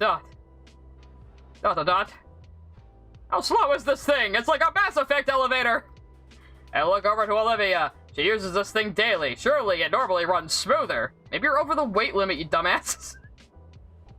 Her mouth hangs slightly open in an amused grin, watching my sudden onset claustrophobia. The scene is different if I made the other choice, I see. Relax, dude. This is normal. Alright, right, this is normal! Being in a tiny, dangerous elevator with a gator girl is very normal. This thing just jostling around like it's going to drop us in 80 seconds is completely normal! When we reach the bottom, the doors clunk open and I practically fall out. Olivia, is this your man? Is this your man, Olivia? Really? Olivia crassly scrolls from behind. Somehow I sense it with a degree of superiority. Anyway, see you later. Oh, yeah, see you. Success? Friendship link? Social link? Olivia rounds the corner and I'm left on my lonesome. My senses return to me and I start making my way to the metro station. Say, man, seeing American school layouts is insane to me because part of my last school building was built 100 years ago and it's still in use. I mean, we have old buildings like that here, but in most of our schools, I think, were built in the 60s or 70s, probably. Good old Metro. That one dude is there. As I make the journey home, it strikes me how much progress I've made with Olivia. We're progressing in the, we're progressing in the dating sim. I wonder what my internal score with her is. What's her approval rating? It's definitely still in its awkward phase, but I can see that she's opening up little by little. It's only been 2 days, too! Wow! And it's starting to become amusing seeing her get confused by my friendly gestures. Lots of people smile kindly at me when I talk. All in all, I got a pretty good feeling about this. Liz and Ben were sure overreacting, though. You sure about that, Inco? You sure? You only met this girl, like, 2 days ago. There could be baggage you don't know about. I'll be sure to tell them all about it. Inco. You dumb bastard. ... A week into September has come and gone, and I'm finally feeling acclimated to St. Hammond.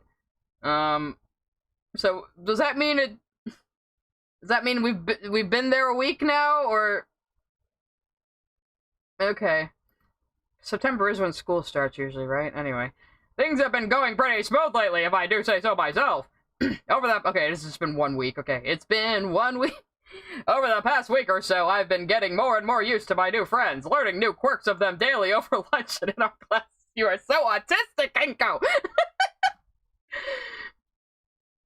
Like Olivia's penchant for tail whips. Same people on the train.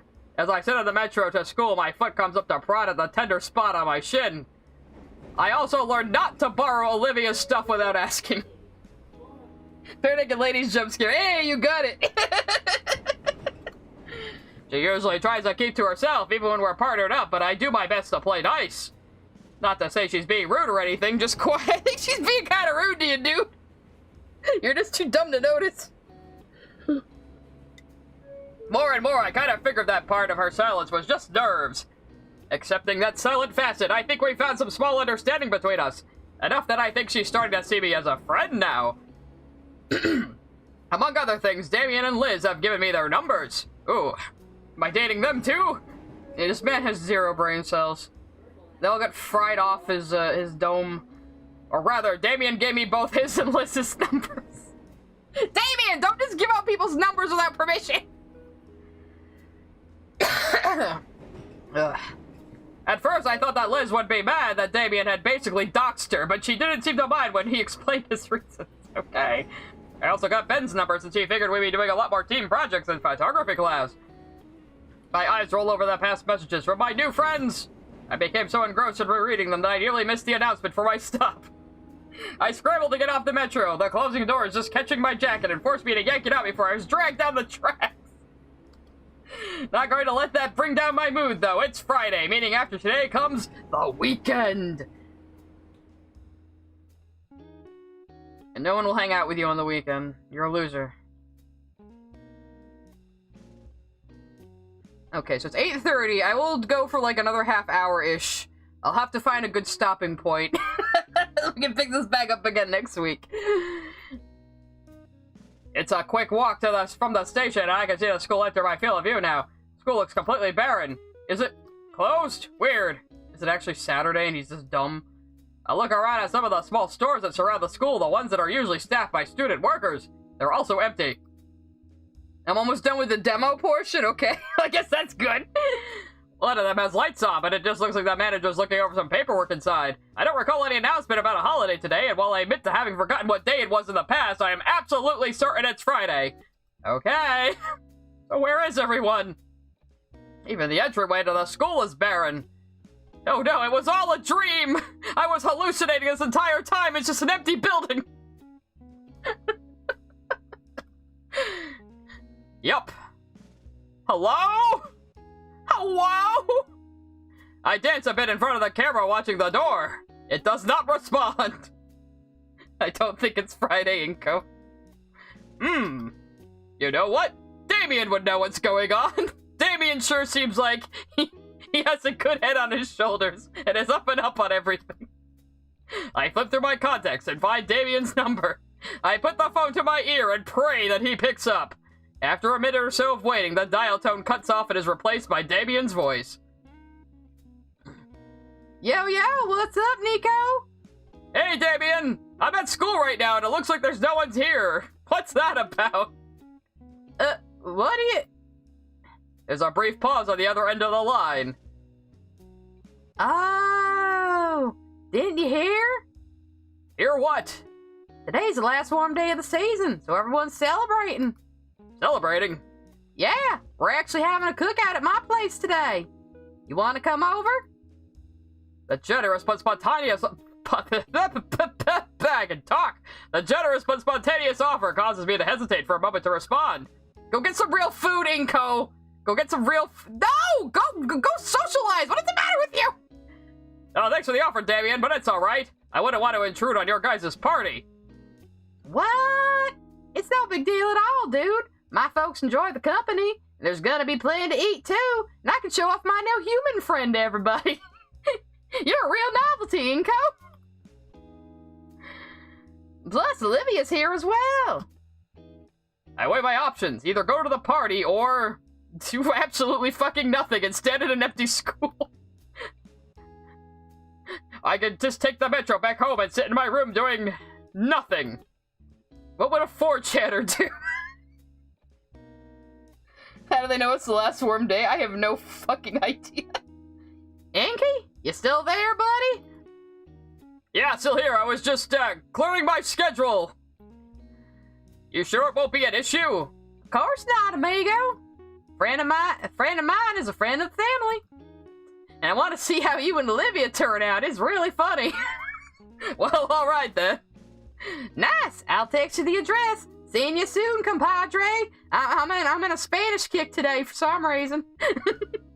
With that, the call ends, and not a few seconds later, I got a text notification. So, I guess the parents are gonna have to be Southern too, huh? 61193 Shruton Road. D-Man is typing. Did I really put him in my phone as D-Man, or did he put himself in my phone as D-Man? I bet he put himself in my phone as D-Man. Go the long way around so the neighbor doesn't chain his... Go a long way around, the neighbor doesn't chain his dog, lol.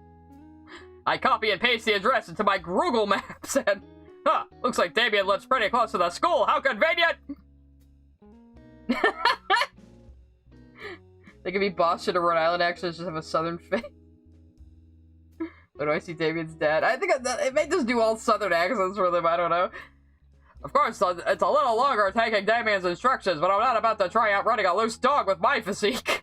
My physique that's built on candy bars and breakfast burritos.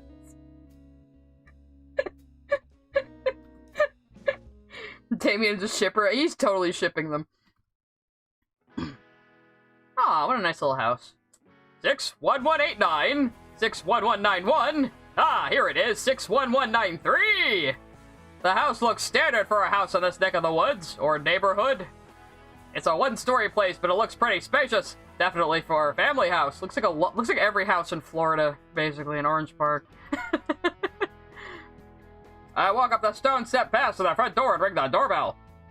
Yeah, our man is finally going to have a real fucking meal, instead of, like, the month-old frozen breakfast burrito his absent parents left him with. This is like the best development. The grocery bag wrapped around my fingers is starting to chafe a bit. I would have just come right away, but I felt bad coming over empty-handed, so I got something for the party. What a good boy you are, Inco. A simple salad bowl from one of the local stores on the way over. It doesn't seem like much, but my mom taught me it's courteous to come to a party with something, so you bring a salad bowl to a party full of carnivores. Okay. Okay. Actually, I realize how ill-prepared I look for an end-of-summer celebration. With Damien mentioning a pool, everyone else must either be wearing casual clothes or swimwear. Meanwhile, I'm here looking overly formal in my jacket and sunglasses. Not like I could have thought to bring swim trunks to school. Or thought at all. The door swings open and out steps Damien. Inco? Wow, man, you're crazy early. And you've come bearing gifts. Yep, here I am. I didn't want to come over empty-handed, so I stopped by the store to get a salad. Oh, you didn't have to, dude. Like, no, seriously, we are carnivores, and we will not eat that. Dot. Seriously, though, you really didn't have to. I just fucking said that! My family and I are carnivores. God damn it, Damien is my spirit animal. I'm just Damien now. No. But thanks. Still, it's like 9 even 10, man. I should have known better than to tell you. I should have told you a time. Oh, you didn't give me a time, so... Nah, it's my bad. Now I'm just stuck with you all day. Well, since you're here already, come on in. Maybe we can play Mario Kart. Well, don't I feel silly? That's a very rare thing for me to feel silly. I'm normally so cool. Damien still accepts the grocery bag and chucks it off to the side somewhere. Get in the car. Come on, everyone's out back right now. He turns back, making for the sliding door at the opposite end of the house. Following after, I barely have time to take in what I think is the living room and dining room. Oh no, it's open concept. These people are animals. There's a number of toys strewn about, foam dart guns and loose game controllers. Oh, they're an arty family. Damien opens the glass door and gives me a small push out of the house. Hey everyone, we've got a guest already. Stepping out into the wooden deck, I'm surprised to see the pool and yard. To the left of me is what looks like an older, heavier set version of Damien. I guess I'll just do Damien's voice, but wait, does he look like Hank Hill? Okay, I guess Southern was the way to go. Well, howdy there. That's just the coach's voice. Well, howdy there. I don't know what to do with this guy. I don't know what to do with this fucking guy. Maybe I just tried to do Hank Hill. Well, howdy there. Can't do it very well. We'll think of something. Hello, sir. I am Inco. He shifts the barbecue tongs from his right hand to his left so he can shake my hand. I sell propane and propane accessories. I can't really do Hank Hill. That's the closest I can get. Randy Payne. You can just call me Randy, though. He's just gonna be a deeper version of Damien. I had the grimace as we shake hands, feeling what I'm guessing is a very sticky marinade now clinging to my palm. Didn't think someone would come this early. Just finished getting the good stuff all sauced up. As soon as he lets go, he focuses back on the piles of different meats heaped up onto the grill. Meanwhile, I grab some nearby napkins and wipe the sauce from my hand. Dunk your hand in the pool, man. Oh, what's on the menu? Looks very familiar, like he was in a movie about dinosaurs.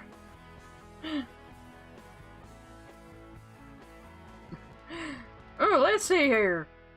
We got brisket, flanks, ribs, sirloin, tenderloin, top sirloin, bottom sirloin, rounds, and shanks. So the whole animal. That's a lot of cow. That's a lot of cow. Maybe he had a friend named Thompson. All marinated in my special mix of wet rub and dry rub seasoning. This is like hanging out with Sharkman and Nick Dempsey, who are two buddies of mine online, and they're constantly like cooking amazing looking like meat things. Oh wow, that's a lot of shit. That's a lot of shit, Randy. Oh, me, Damien, and Soulful, but doing it in shifts. So if you're interested, I'll let you lend a hand too, if the missus doesn't rope you into carrying too much around. Sure, sounds like fun. I've never actually grilled before. It's not too tough, you'll see. Now that I'm here, I can finally ask Damien the question that's been on my mind. Hey, Damien! So I've been curious this whole time. What exactly is this celebration anyway? Oh yeah, I haven't told you yet. Well, you see, when... Before Damien can properly explain, a motherly voice cuts him off. Is it Peggy Hill? Damien, sweetie, you shouldn't keep your baby brother waiting any longer. At the mention of the younger sibling, a tiny Damien clone jumps over the deck railing and... Oh god, no! Oh god, no! What is that? Acid punch! I'm just gonna have to beat even higher, Damien! Oh god, why? Why? Vinny! Look, bro, it's from just like from Power Raptors. I told you I could do it.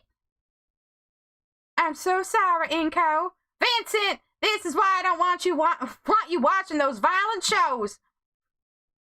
The younger Dino isn't listening. He's already run off to fight another victim. Children are terrible. You alright? It's the same fucking voice as Damien. I'm trying, guys. I'm trying. Yeah, I'm fine. Maybe I should make her more like a Southern Belle. I don't know. Was that really acid? Oh, no. But here, you should wipe that off. Now. I take the towel handed to me and wipe off the splotch from my pants where Vincent had punched. Dilophosaurus spit only gets more acidic after they reach puberty. I begin to rub away the spittle from my pants with a bit more urgency. You got hit in the balls by a child. Yes, voice acting is very hard, and so is streaming, everybody. You should all be grateful. Thankfully, he's more me than his mother. Otherwise, you have to get a new pair of pants. I guess crossbreeding is possible. It's like B-stars, I guess. Wait, that's an actual thing? Oh, you ignorant human. You must be Damien's new friend from school? Indeed I am! Damien's mom's head pops up at the side of the deck with a tired smile.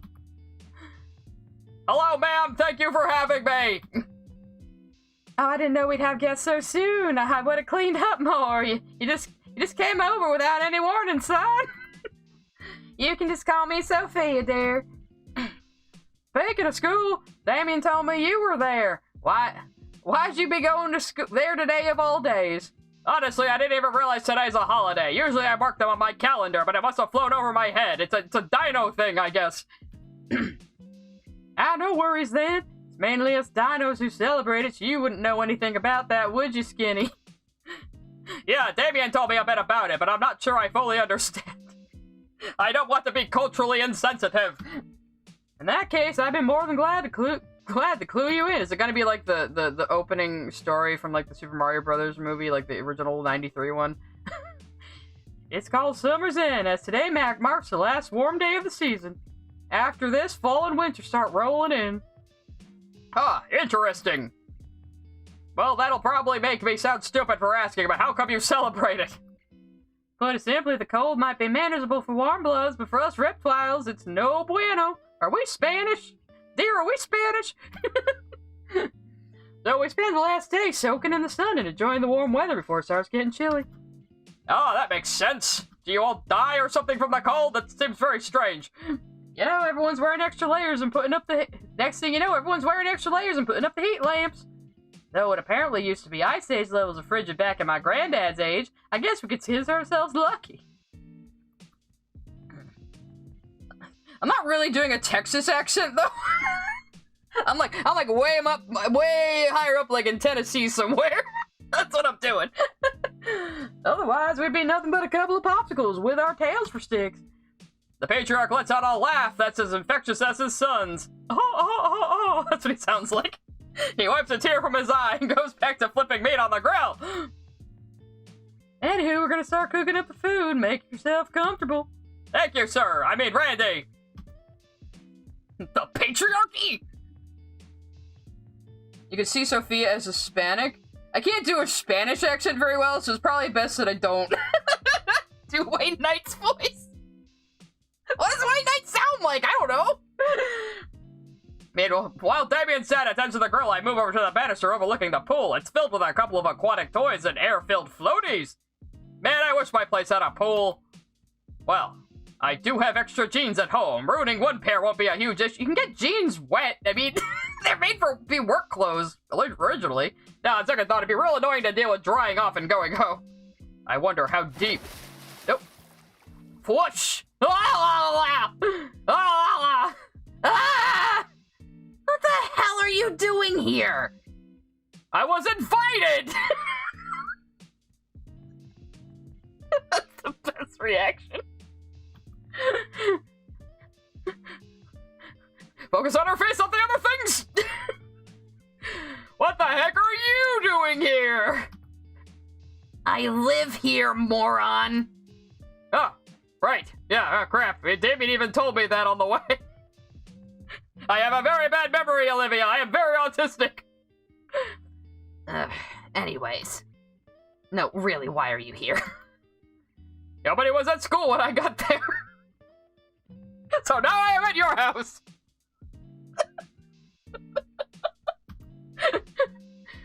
Huh? Yeah, I checked the doors and everything. God, Inco, you're hopeless. They announced the holiday yesterday in homeroom. Didn't you hear it? That's what Liz said over the PA yesterday? I thought that was the school's anthem or something. Ah, no wonder everyone was staring as I saluted.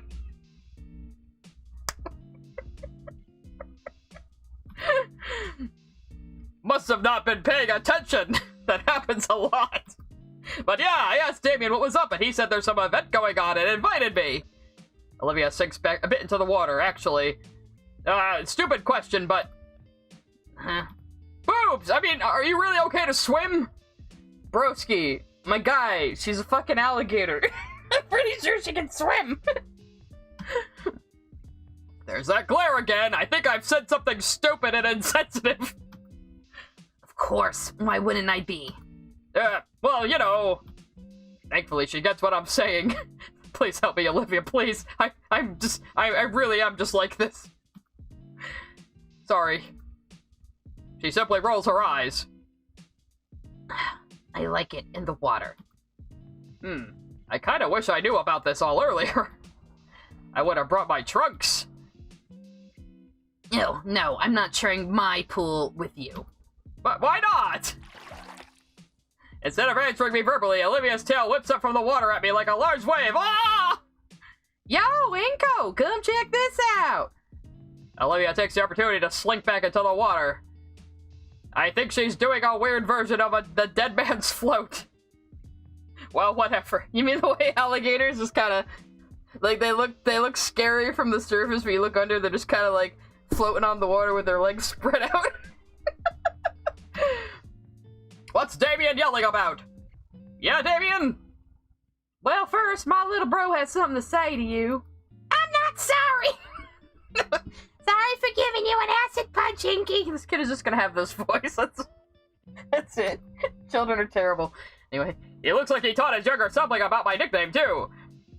It's alright, what is your fucking name? Vinny! Vinny extends his hand for a handshake, although it's obscured by his sleeves. And secondly, we need a few chairs out here. We got some folding ones, but also some from the kitchen. Got it! They're cheap wood, not real heavy at all. After the chairs, we can do the table together. Mom'd be pissed if that got dropped. Why? It's the only one we've got. And after everything's set, we can play something fun. Okay, little man? Hooray! Vincent grins and bolts back to the house. Damien chuckles and we both follow after the kid. Next time, Inca will bring a bucket of water to school and pour it over Olivia to get on her good side. Is it Vinny Vine Sauce? Oh, Jesus Christ. Is that what he sounds like? Am I doing a right voice? Arrgh! The table drops a few inches. The few inches we were able to lift it with a hard crash back onto the tile. Well, he broke the fucking table. I'd be worried about the cracks, but the floor is already pretty shattered around there from the years. This table must actually be their gold storage. It's just painted to look like wood. That is the only explanation. Maybe it's stone or something. We catch our breaths and give our strained muscles a moment to relax. Why can't Olivia help us? She's super strong. Olivia's enjoying herself in the pool, bro. We don't want to ruin her time. Also, she can't walk, you stupid little shit. What is the strangest Wattpad tag I can think of? I don't know what Wattpad tags are. I'm only familiar with AO3 tags. Her chair thing has wheels. We can use that. Do not steal her wheelchair, you fucking morons. Oh, God. I think it might be a bit small. Ah, no fair. She's got to go to her room soon. Why can't she help? Hey, come on, not in front of any guests, yeah? It's true, though. You don't know that. Come on. The Damien Mini-Me pouts. I think I got a better grip on the table now. Let's try one more time.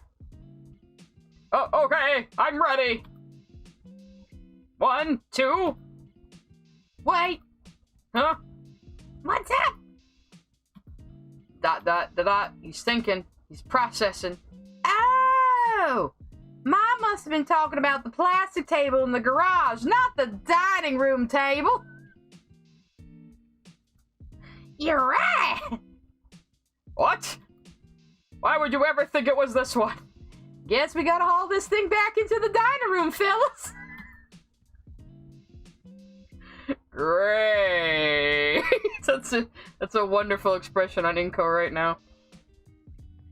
Yeah. Well, I mean, I read fanfiction sometimes. Well, listen.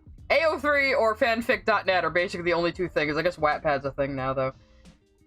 What's the strangest one I can think of? I swear to God, I saw, like, an AO3 tag one time that was, like, fisting, but it's romantic, or some shit like that. I don't know.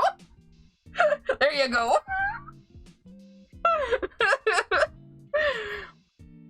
Dot. You accept that responsible good. I don't know what you need it for, Ghost Spread, but okay.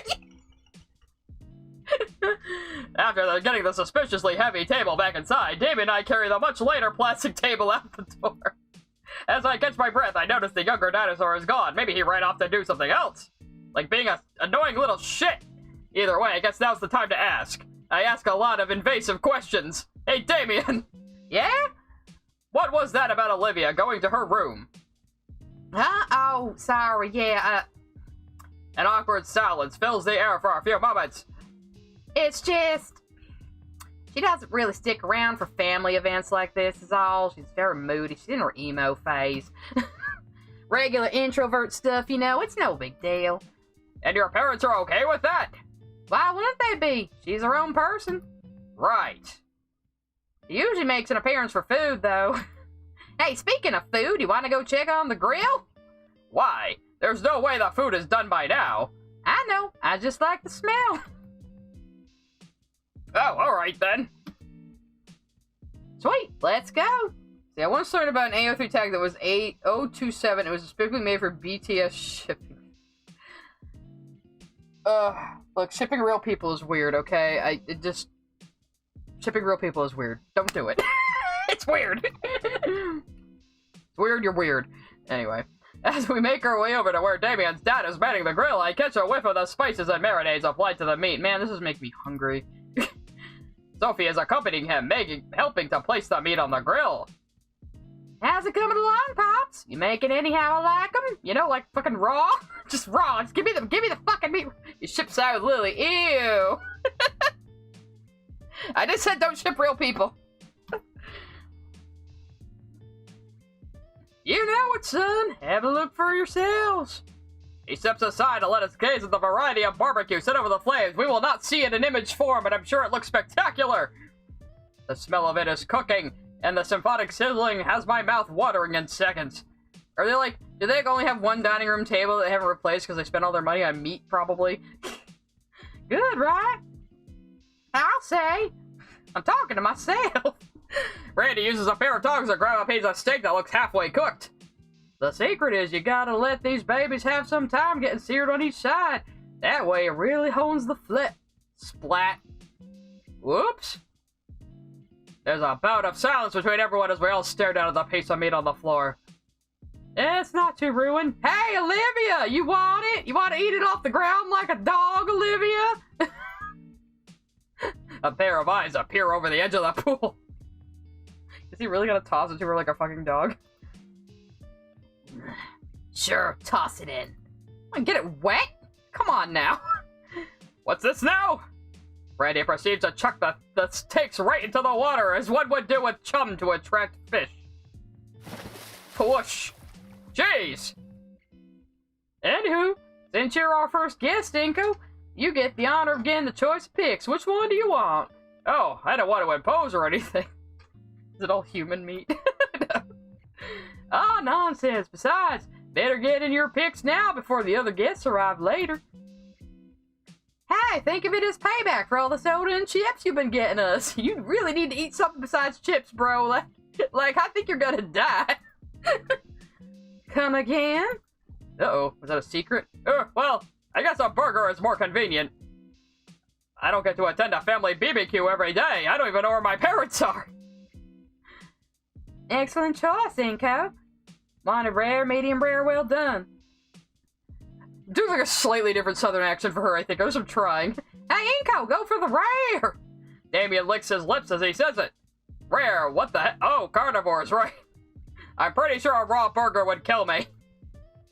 I'll take my burger! Well done.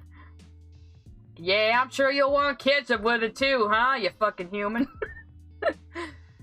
Come on, Damien, don't be racist. One well done burger coming up. Yeah, not going to take any chances. You took a chance with a half-frozen breakfast burrito, you freak. I'm just saying, you're missing out, amigo. I'm pretty sure your mother was just messing with him. We'd never serve that sort of thing to a guest. There's no way he could afford the suit. It's alright, son, though it may not look like it.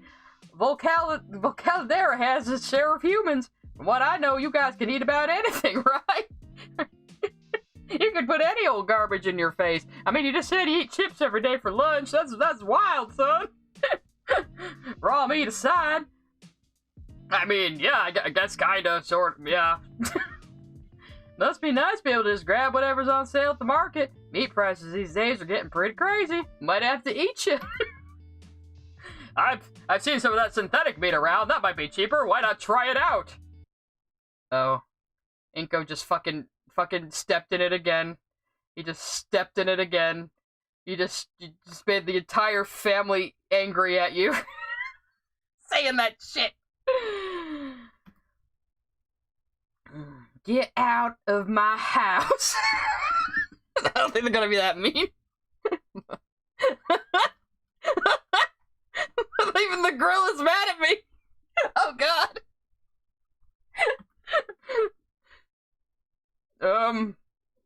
Sorry. I am stupid human man. There's one taboo I stumbled into head first. I tend to do that a lot. Noted. Oh yeah, better change the subject before things get any more awkward. Am I gonna say something worse now? Oh, hey, Damien! I've been curious this whole time. What exactly is this summer's end celebration anyway? Didn't my dad tell you earlier? It's the last warm day of the year or whatever. Yeah, I got that part, but why is it a holiday? Why is anything a holiday, you know? Oh, that. It's gonna be like VJ Day, where we used to celebrate, you know, bombing Japan. It was kind of awkward now. Actually, I don't really remember either. Okay, guess I should have been paying more attention at school. It's a bit concerning he doesn't know this much about his own culture he's currently celebrating. Actually, it probably doesn't even need a reason. Why would you? It's just like the last warm day of the year. Any excuses for get-togethers is fine in my book. The kid flips down hard on the grass, just the way that... in the way only children can without shattering something. Ah, and we don't gotta go to school. Nice and warm. We get to eat real good. I think those Mayans had the right idea. Vinny. Mayans, eh? Hey, Inco, are you Alright, it's about ready. What is going on? It's about time the gift showed up too, isn't it? Alright, I'm gonna try to get to like the end of this section and call it there. Because it's like 9 o'clock now, and I said I was gonna end like at 9, but we'll go a little more, whatever. This game feels like Autism Simulator the more you play, it really does. It really does. Is he gonna ask me if he was a virgin or a virus, or what was he about to say? They'll be here in a minute.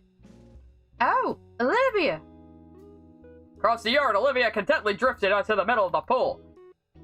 Though the look came across her face upon hearing Damien's mom, and she began paddling toward the raised deck.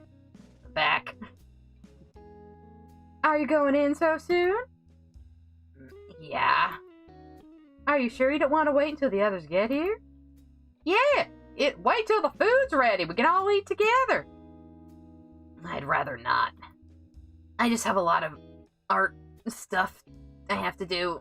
Sorry. Damien's little brother steps out from the small deck. Go away, child. You're very annoying. But you said we played sometime today. She tries to back her uncertain tone up with a shaky smile. Maybe later, Vinny. Have fun? She lets herself from the pool and kneels atop her chair. I'm confused at how her legs work, but my best guess is that perhaps they only do above the knees. Turning about, her hands carefully set the feet down on the chair's footrests. Fully settled into the chair, Olivia, Olivia rolls herself to the sliding back door of the house. I think the table's just about set. Now we're really just waiting for the others. Damien, has your friend texted you at all? Yeah, Liz said she'd be here about now. Oh, it's Liz? Nice. At least we have a salad for somebody. Yeah, I'm working overtime. Streaming is so hard, you guys. She's bringing her uncle, too. Oh, God, there's more of them. Oh, snap. That's nice. I'll bust out the brewskis then. In fact... Damien shields his eyes and looks upward behind me. I turn too, but at this angle I can't see anything.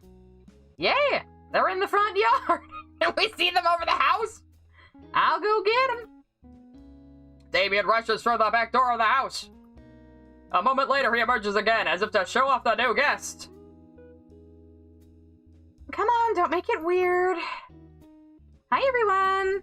Oh, Inco, you're here. Yeah, I got roped in. Neat. Don't care. Come on, Uncle Mike, through here. Hey now, I'm not that old. Oh, it's this guy. That's her uncle? Okay, this really is B-stars, or like any animal. It's like fucking Lugosi's like grandfather was a Komodo dragon and some shit. No rules. Okay, he's cinema snob, right? He took my advice on the gold chain. Wow, that's something, all right. A giant finger lover saw the doorway. That is not what I told him to get. Yes, it is. Hey, Michael. Randy, how have you been? The two pat each other's backs and give a firm handshake like old men.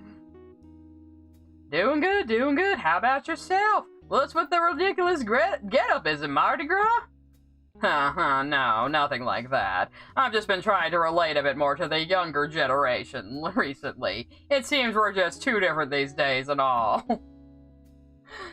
Come on, leave that stuff to the kids. They're fucking stupid. Then he sees me. Mr. Ferris? You know him? Yeah, we've met. Oh yeah, I was Ferris, oops. He took the same trade as me!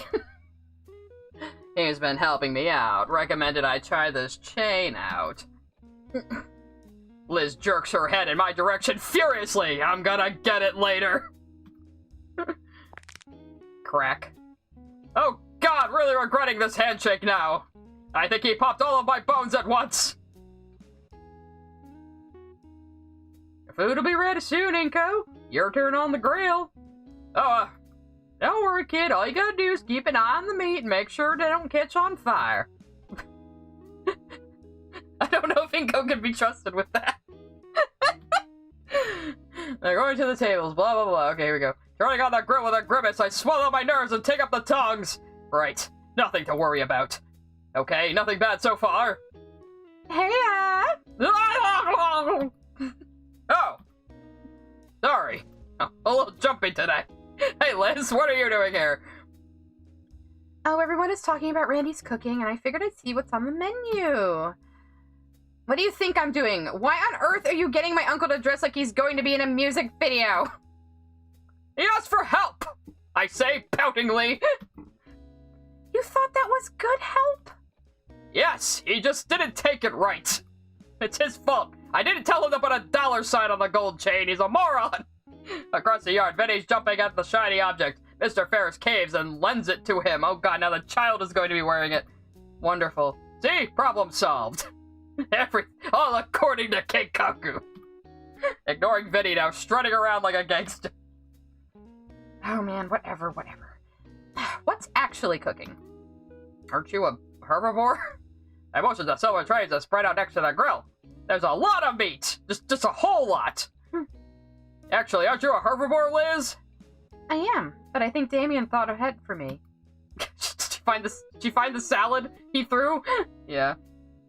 Wait, wasn't that the salad I brought?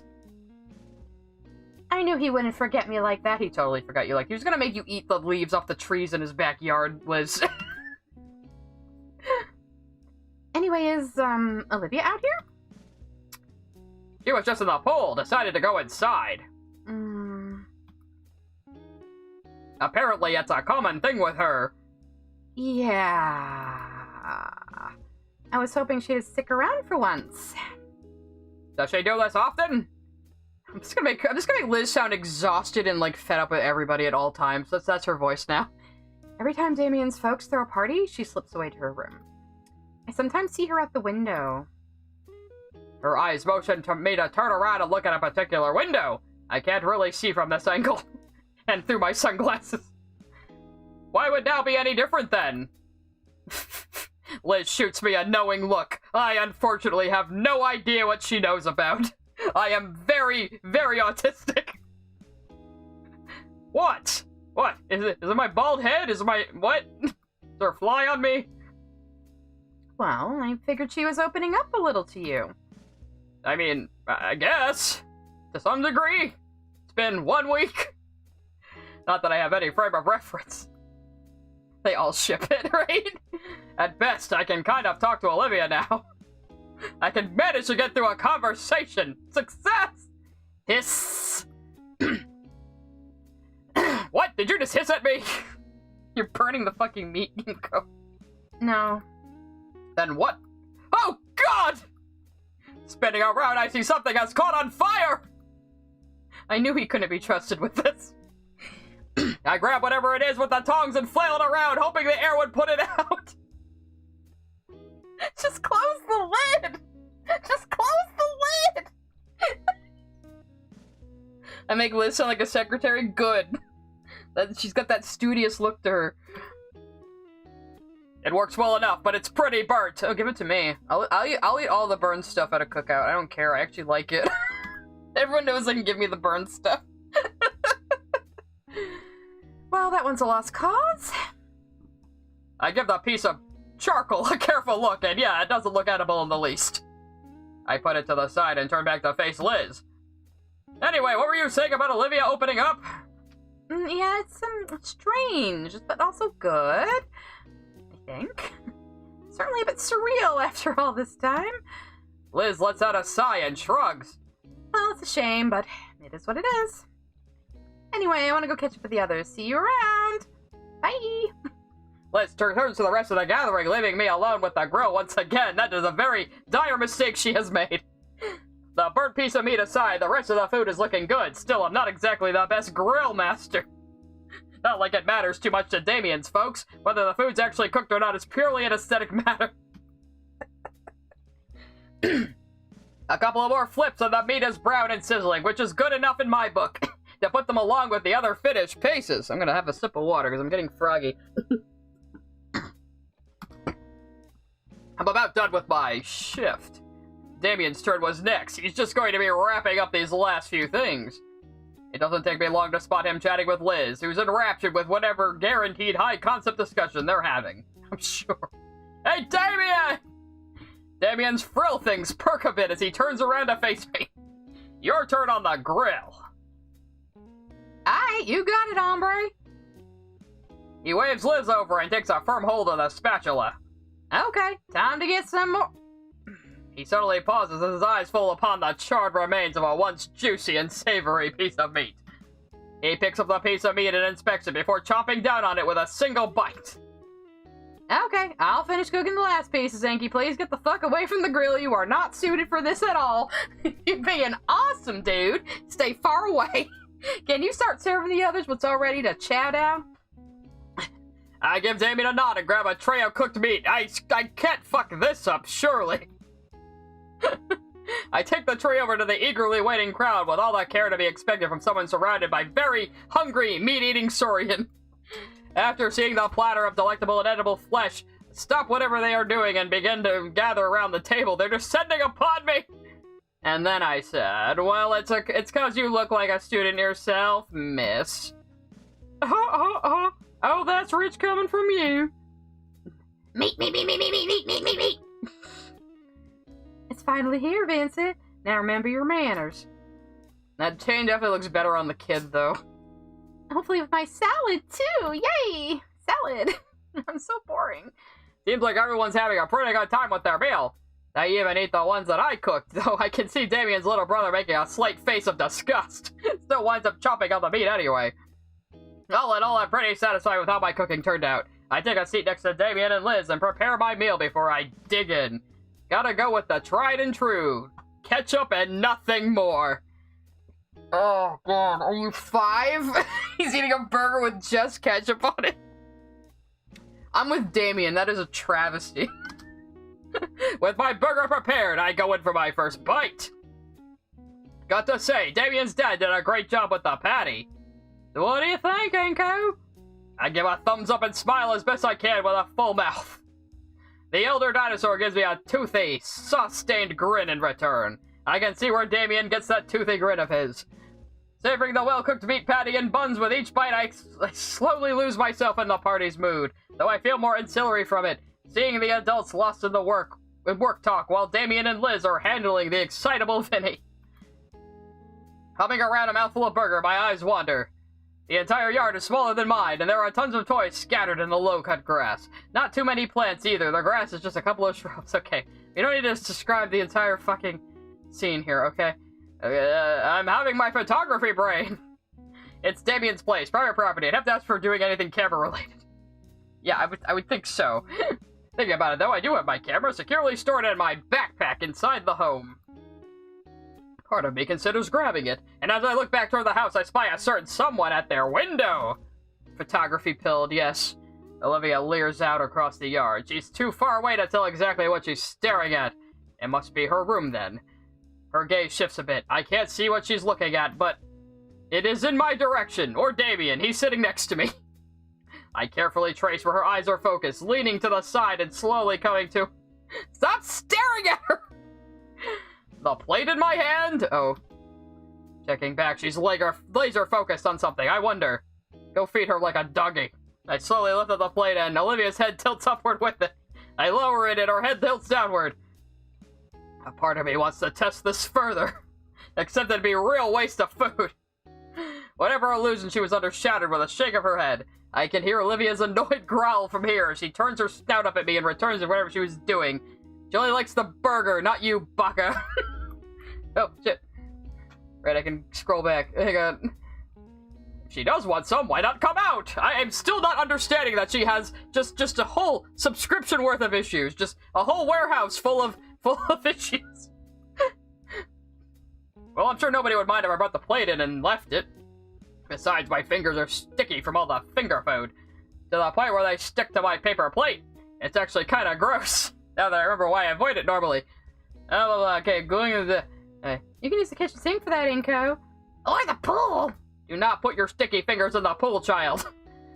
Yeah, sticking my thoroughly marinated fingers into the pool. It just seems like a further issue for whoever has to clean it up later. Thank you, ma'am. I think I'll use the sink. Damien's already gotten up for third, so there's plenty. I load up my new paper plate with a steak. I'm going to leave a treat out to catch a girlfriend.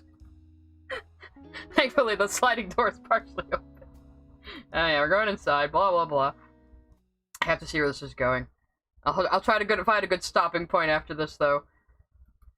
Put it on the coffee table. The kitchen's right there. Just need to rinse my hands off a bit. Okay. I don't want to narrate all of this. Okay, if Damien's parents seem to be focused on video and Damien is still shooting looks to the left.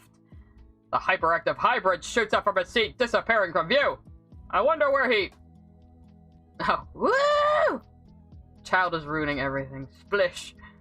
Dang, clothes still on and all. Kid was serious about washing hands in the pool. Man, I could have gone for a dip myself. The AC in here makes a huge difference. I must be 90 degrees out today. Stopping point would be where the demo ends, which is where the camera is used. Okay, so I'm close.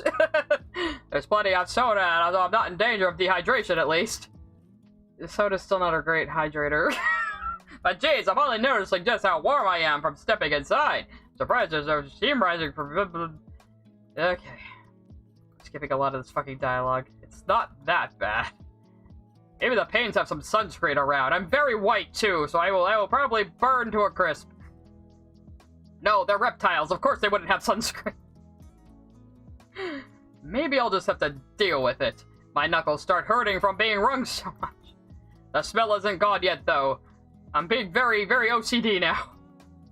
Anyway, should be clean enough to... Whoa!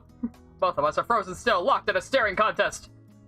The steak shoved in her mouth. She stares like a deer caught in headlights. It worked!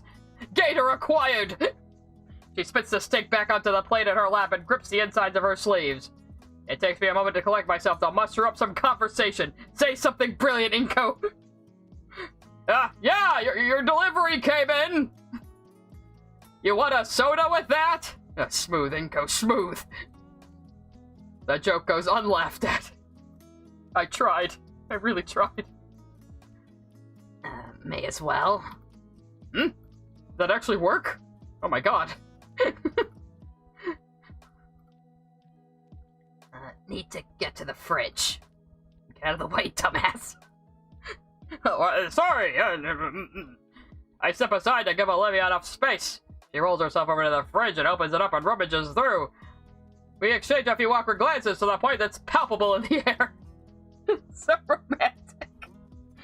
You're suggesting he takes his jacket off? That is unthinkable. I'm pretty sure he even sleeps in it.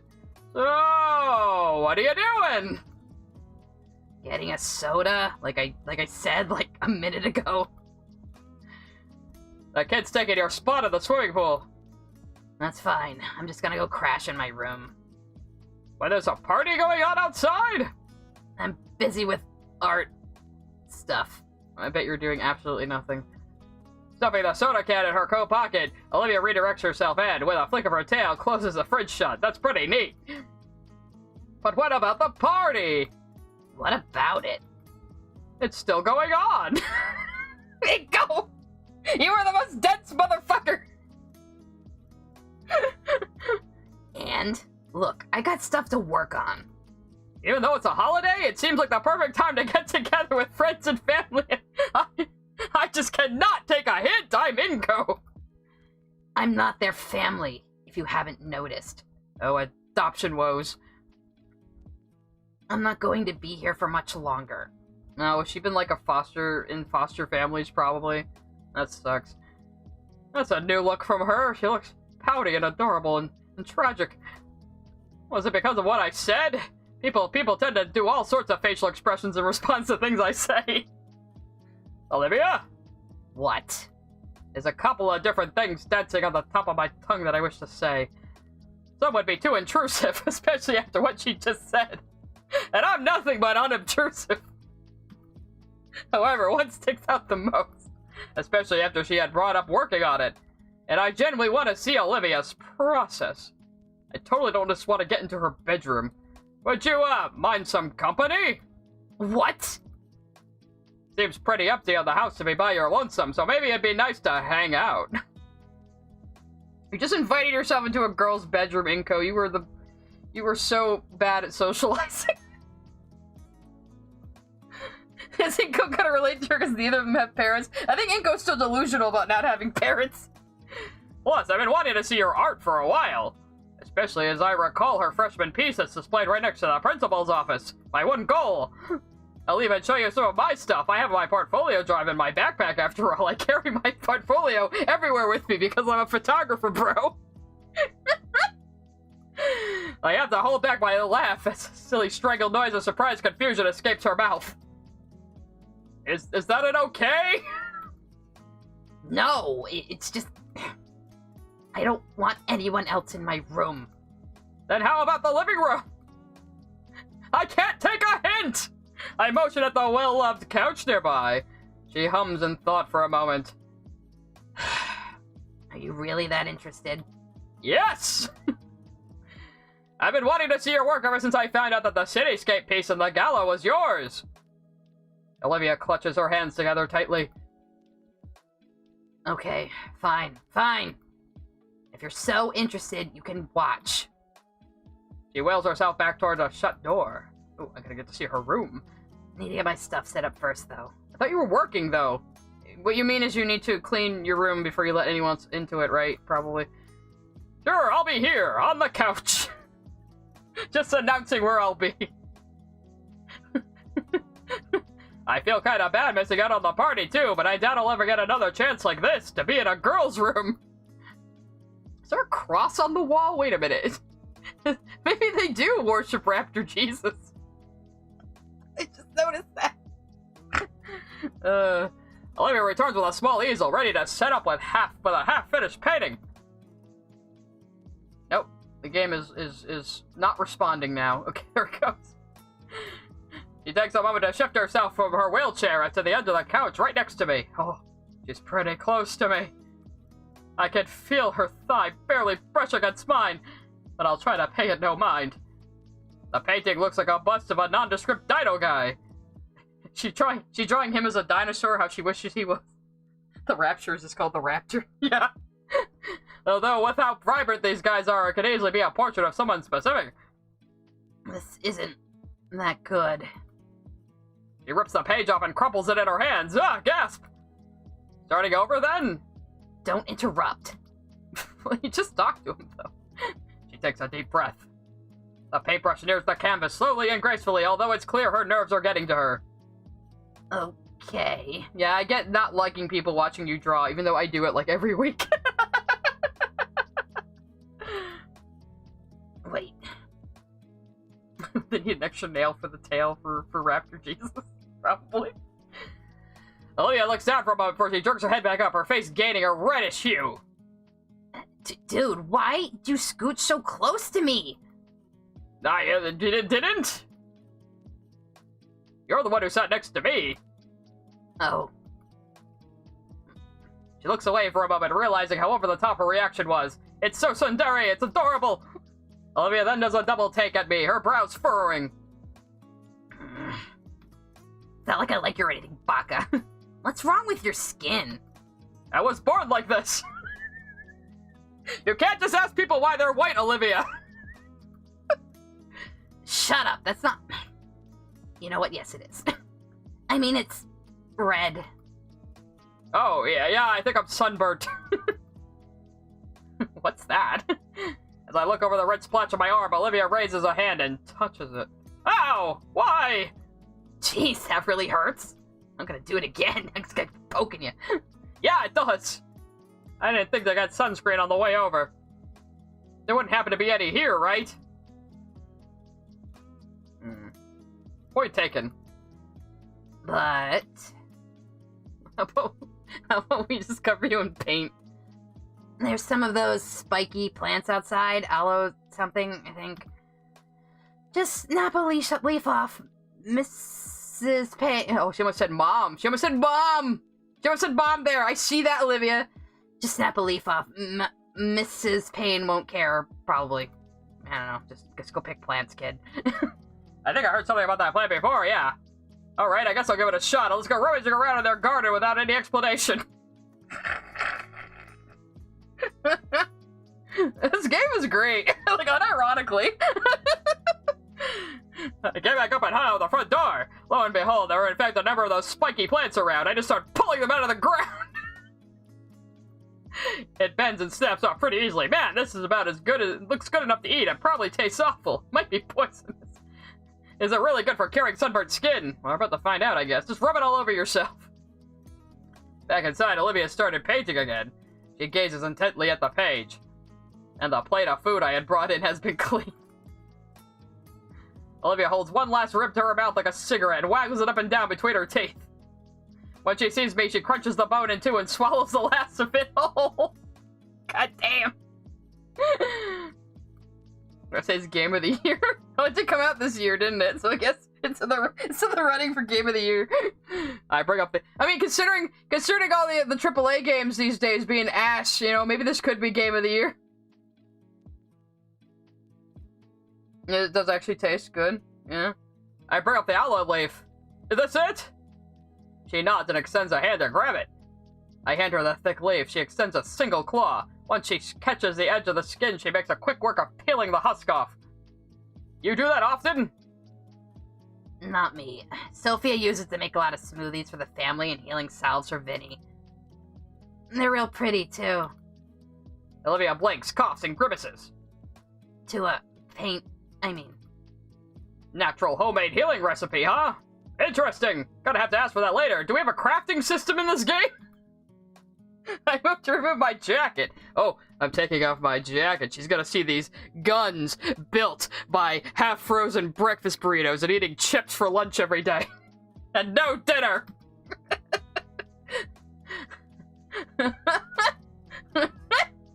She's blushing at him taking at quadruple games. No! No need to remove your jacket, Babaka. Just roll up your sleeves and put the jelly on your neck. I mean, you didn't get sunburned on your body under your clothes, I guess, yeah.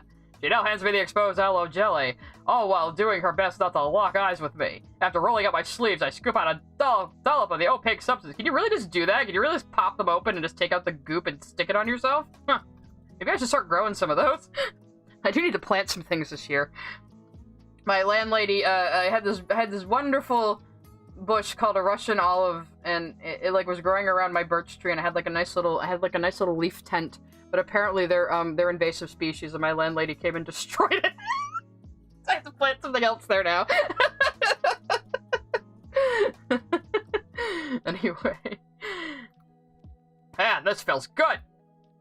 I started applying more to my nose, cheeks, and most importantly, the top of my head. Yeah, very important. As I do, I watch Olivia continue her painting, taking extra attention to her brushstrokes. The way she moves it down the canvas with such smoothness and gentleness shows her level of concentration. She wiggles back and forth when she does it too. It must be part of her technique. Not too rushed, but also not overly focused on the art either. Using the last of the alloy to cover my arms, I fully covered in the rudimentary remedy. I'm sticky again. I keep getting sticky at Olivia's house. I take a second to throw the husk away into the kitchen trash, catching a glimpse of the party outside. Everyone looks like they're having a good time out there, except for Mrs. Sophia, who is currently trying to chase a very soaked Vinny with a top. Back on the couch, Olivia's painting is starting to take more defined shape. Unlike the cityscape piece, however, it looks more organic. She continues to paint in silence, occasionally doing a quick glance at me to see if I'm still watching. That's like me glancing at chat to make sure you're all still watching and I'm not just screaming into the void as Inco, the most autistic man ever. I don't want to poke at Olivia for no real reason, but this might be my only chance to ask. So are you adopted? I hope he doesn't say that. ... Hey, Olivia. Your family, the Paynes, they seem like a lively bunch. Stepped in it again, Inco. Stepped in it again. What's that supposed to mean? Like, I knew Damien was eccentric, but I can see he gets it from the rest of your family. First of all, the Paynes are my godparents. Oh, okay, godparents, not foster parents. So that's a slight bit better. Slightly better. Secondly, yeah, they are. Oh, how long have you known them for? Olivia pauses for a moment mid-brushstroke, but then continues. Practically my whole life. Damien and I have known each other since we were carpet crocs. Is that a term? And his parents have known my dad since, well, forever. Since before we were even neighbors. Ah, friends of the family. Pretty much. The whole reason why I'm living with them. Her muzzle clamps shut. Uh-oh. Uh-oh. Uh-oh! I've stepped into the angst! Forget what I just said. I'm opening up to you. It's because of your featureless face. You don't look like a real person. You look like an anonymous online. The words were spoken, but the tone tinged with bitter with something. More bitter than she usually sounds. A tone I felt very familiar with whenever my own family is brought up. You know, my imaginary parents. Sure.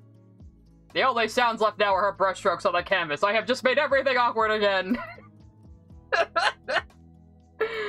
Alright. Occasionally, Olivia's gray eyes would glance my way before going back to her work. Is she painting my sunburned ass face? That would be great, actually. Compared to the more rapid pace of the time-lapse art... compared to the more rapid pace of time-lapse art videos I had viewed, she was more deliberate with each of her... You can't tell much from a time-lapse!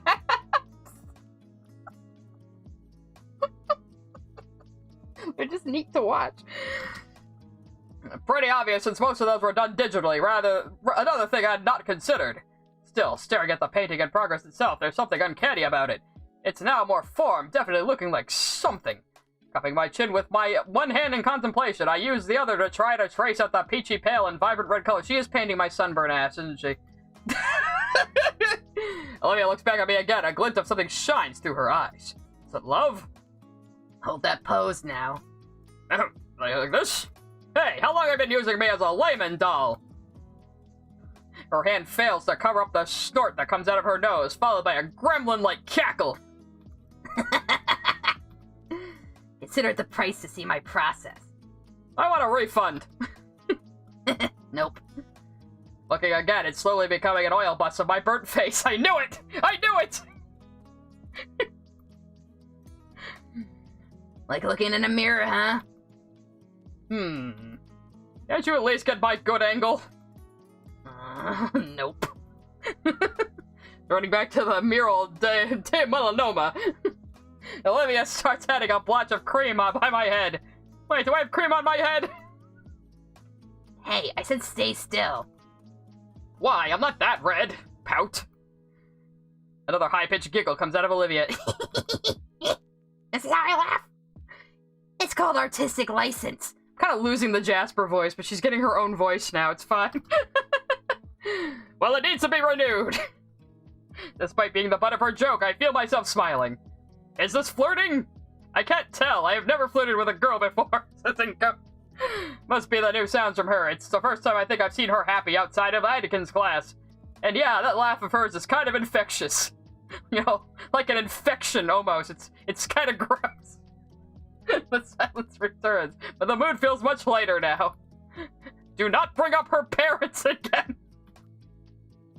I feel so stiff right now. I don't know how long I've been holding this pose. If I had to guess from the sunlight filtering into the house, it's best been an hour. Mural du melanoma is almost done. And I was staring back at me. It was staring back at me with the most intense eyes. She's not trying her sunglasses? Olivia's attention was left on one final detail. The hand holding my chin. I'm thankful she'd finished the sunglasses first because the reflected light from the sliding back door had been searing my retina. Olivia! Hush! She turns her head and focuses entirely on the hand held by my ear. Pupils moving rapidly to try to take in every last detail. Her fingers twitch as her hand hovers over the painted hand. Her eyes are now shifting between my hand and my eyes, which are behind my glasses, but that's besides the point. Her hand is now quaking. A growing redness suffused her face. The more she looks toward my eyes, the more her arm shakes and face brightens. Finally, she turns away from me entirely, bringing both of her arms with her and away from me and the canvas. Okay. Okay? Her cheeks puff up as she exhales her held breath. Okay. Beautiful. Gorgeous. The shit brown color behind me definitely brings out my features. Finally, she turns her cherry red face to the canvas and inspects the near complete portrait. I'll come back to this later. I guess it isn't finished yet, that's fine. Dot dot dot. Dot dot dot. Can I? Yeah. You can drop your hand now. Finally! I was starting to fall asleep. I lay back on the couch, feeling my spinal cord pop in rapid succession. I said your hand. Get up off the floor, you fucking weirdo. Can't. I attempt to stretch my arm in front of me, and because of my stiffened muscles, my forearm is pulled back toward my face. I am very out of shape. I repeat the motion several times, the movement helping to ease the muscle until finally my arm doesn't feel spring-loaded. Maybe if I ate something besides breakfast burritos and chips, my muscles wouldn't lock in place so easily. Yeah, the new Mandela catalog chapter looks great. I was busy trying to fix my arm. Olivia was packing up the canvas. She's done with me now. That's about it. You can go join the others or whatever. She drags the canvas, easel, and acrylic tubes back to her room. I wonder if she'll keep that one. And I wonder if she'll stay in her room again. Questions for Inco. I've been inside for a while. I don't think anyone outside has noticed we've been gone. Vinny and Damien seem to have said Olivia would stay inside. But... wait! I've caught her a bit off guard.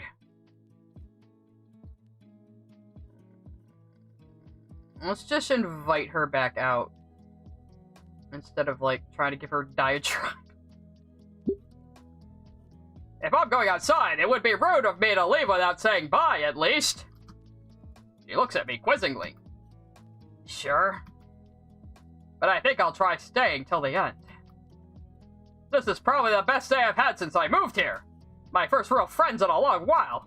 I'm glad to have been invited. I don't know where I'm going with Inco's voice now. She's not leaving, but she's scanning me suspiciously. Do I look suspicious with these sunglasses on? Damien's been a great friend, and his folks have been really nice to me. Better than my own parents even, who I'm pretty sure don't exist. You're lucky to have them, I think. I guess. Good for you. Have fun with that. I really need to... I think you should come along! She freezes. What? Her eyes widen, and some of the color leaves her face. No, I can't. Why not? Mr. and Mrs. Payne. They already have Vincent and Damien to worry about, and right now, they're hosting all the other guests. They've got plenty to deal with already. I'm not worth the accommodations.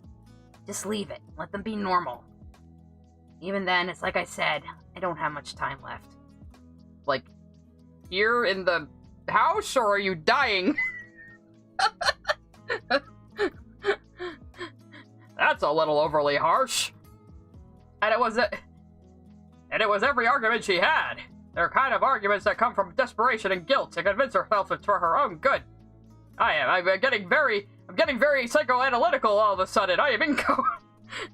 Maybe it's a little presumptuous, but at least it's the sort of thoughts I've had reading the notes from my parents allotting me resources like I'm just an anthropomorphized mouth. You don't even have a mouth most of the time, bro! It certainly doesn't seem like I'm worth it to them sometimes. Inco, you're not worth it to anybody. But they're your godparents, right? They're helping your folks, yeah. But they chose to have you be here. Because they want to let you be normal. It doesn't... A normal part of their family, I mean. I don't think they'd have you here if they didn't want that. Oh, please. Go on and tell me more about my own family. Yeah, you just called them your family. Her voice is sardonic. She's not making eye contact anymore, but she's listening intently. I know this somehow. This is all stuff she's not already. What new information could Inco come up with? But you're absolutely right about one thing. You don't have much time left. Neither do I, honestly, even it's mostly because of moving. I'm not dying, I don't think. You know what they say about rolling stones gathering no moss? In that way, we are in the same boat. Okay. Give it a shot? There's some perfectly good moss right. Give it a shot, there's some perfectly good moss right out there. Oh, God, your retardation is winning me over. Okay. I'll try it with you. That analogy was pretty dumb, but you're right. Dot, dot, dot. The back door squeaks back open. Even with sunglasses, I wince at the sudden brightness. I take a step out and stretch my back, working out the last bit of stiffness from my shoulders.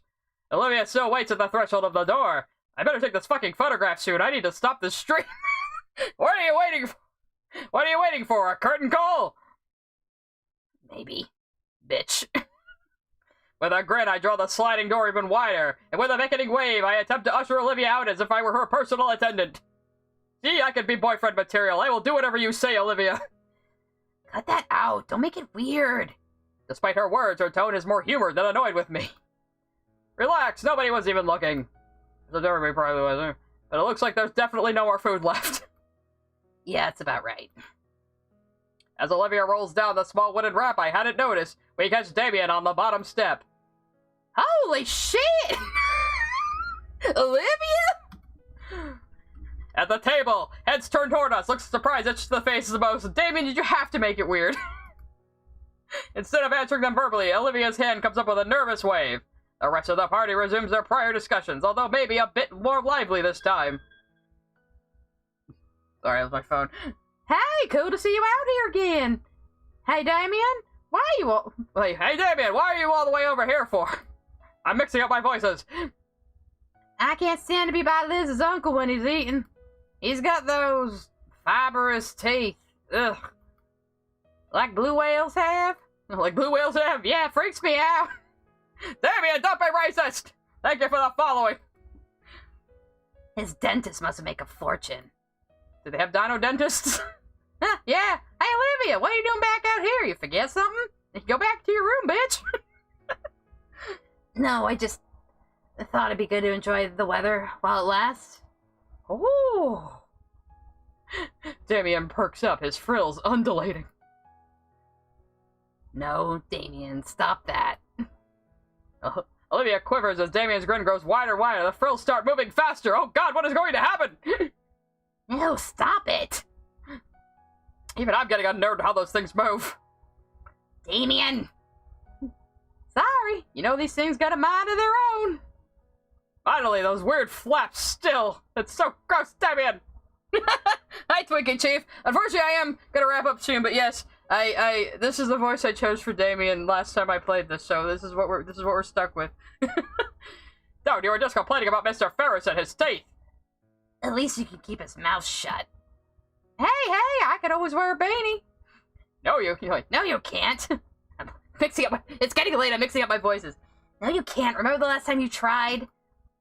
Both Damien and Olivia share a laugh over some event they're privy to. I'm not in on this inside joke. When they finish, Damien asks the $1 million question. So, are you gonna join in, or? She turns her head my way, and I give a supportive thumbs up. Yeah. Damien finally stands up from the step, and we all start heading toward the table. You can tell it's getting late because I'm losing my ability to read words. The partygoers greet us as we approach. The loudest from, little Vinny Vine sauce. Hey. You found a can to play again. The rambunctious boy hoots and hollers as he bounces around her. Children are awful. I give her a thumbs up. Just deal with it, Olivia. Actually, this is perfect. Thank you, Betty. This is something Olivia is able to give when she was so worried about just taking. I hope she goes for it. I'm a little tired, Vinny. What? No! Come on, Olivia. You promised we'd play today. Like old times. You know when you could walk? No, sorry. Terrible joke. Please? Oh. Alright. Win. I did promise. You want to play cannon, then? She's just gonna, like, throw this child into a pool. I made the whole family... I don't know why I made Vinny so excited. I didn't know what other voice to do for him. Yeah, cannon! I hope this child isn't in the game more. God. She's just gonna throw him in the pool. Alright then, ready? Round loaded! Fire! There he goes. Oh god, this was a bad idea! Woo! Wee! Randy! Relax, so Vinny's still young. Michael, Vinny, be careful! Michael! Whatever. I'm okay, Mom. I won't drown with this big gold chain on me, probably. Ew, you gotten stronger, Olivia? No, shut up. Anyway, can we do it again, Livy? Olivia smiles and pats his head. It's weird seeing it, but she readies Vincent for another lunch. The Gator girl has a bright, toothy smile I never thought she'd have. It's so wholesome. Mr. Payne? Ah, woo! Alright, I get it. Vincent! Get it? No more cannon today. Olivia and Vincent share a disappointed look. Now, there's a lot more things you two can do. Go play horseshoes or something, I don't know. Vincent perks up and immediately rushes off. Oh, I know. Olivia turns back to the rest of the group with an uneasy smile. Now everyone's crowding her now. God, Mrs. Payne steps forward, her hands held up and wavering. Olivia? Hi, Auntie. Miss Payne and her husband approach, both with nervous smiles. Have we... It's when she speaks, it's with certain restraint, holding her excitement back. As though worried if she showed too much, she'll change her mind and go back in. No, they're approaching her like a scared animal. I didn't miss much, right? I'm so glad you came out there. Aw, wholesome. The older woman kneels in front of her and wraps her arms around Olivia. I think I've been playing this game right. I've been too long, little ace. Randy's hand ruffles her hair with his other arm and also encircles Olivia and Sophia while Olivia does her best to avoid his palm. I can see the tiny smile on her face. ...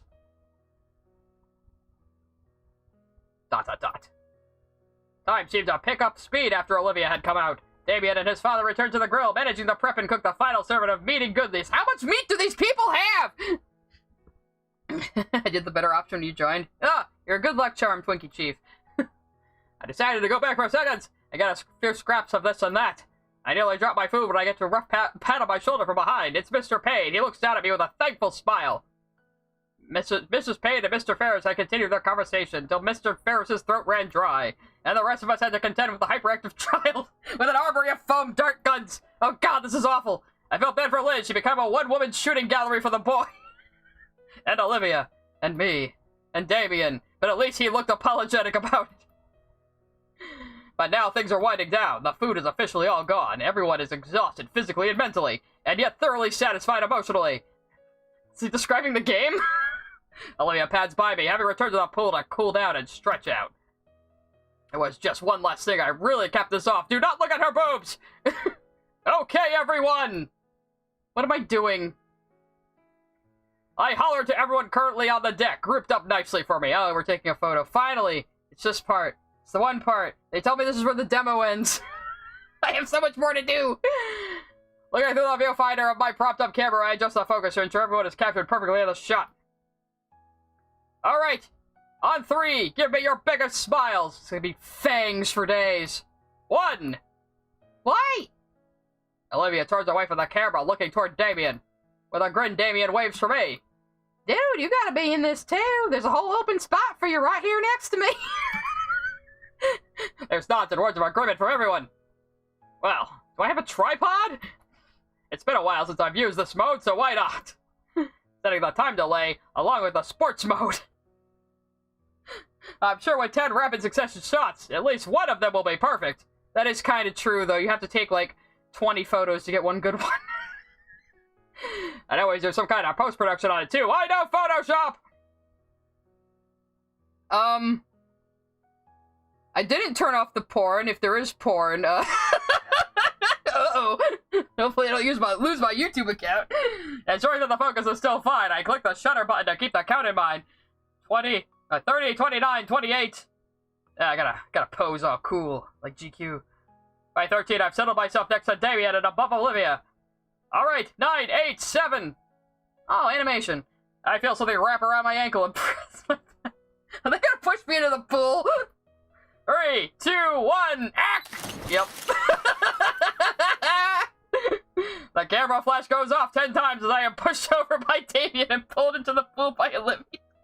Hopefully I didn't have my phone in my pocket.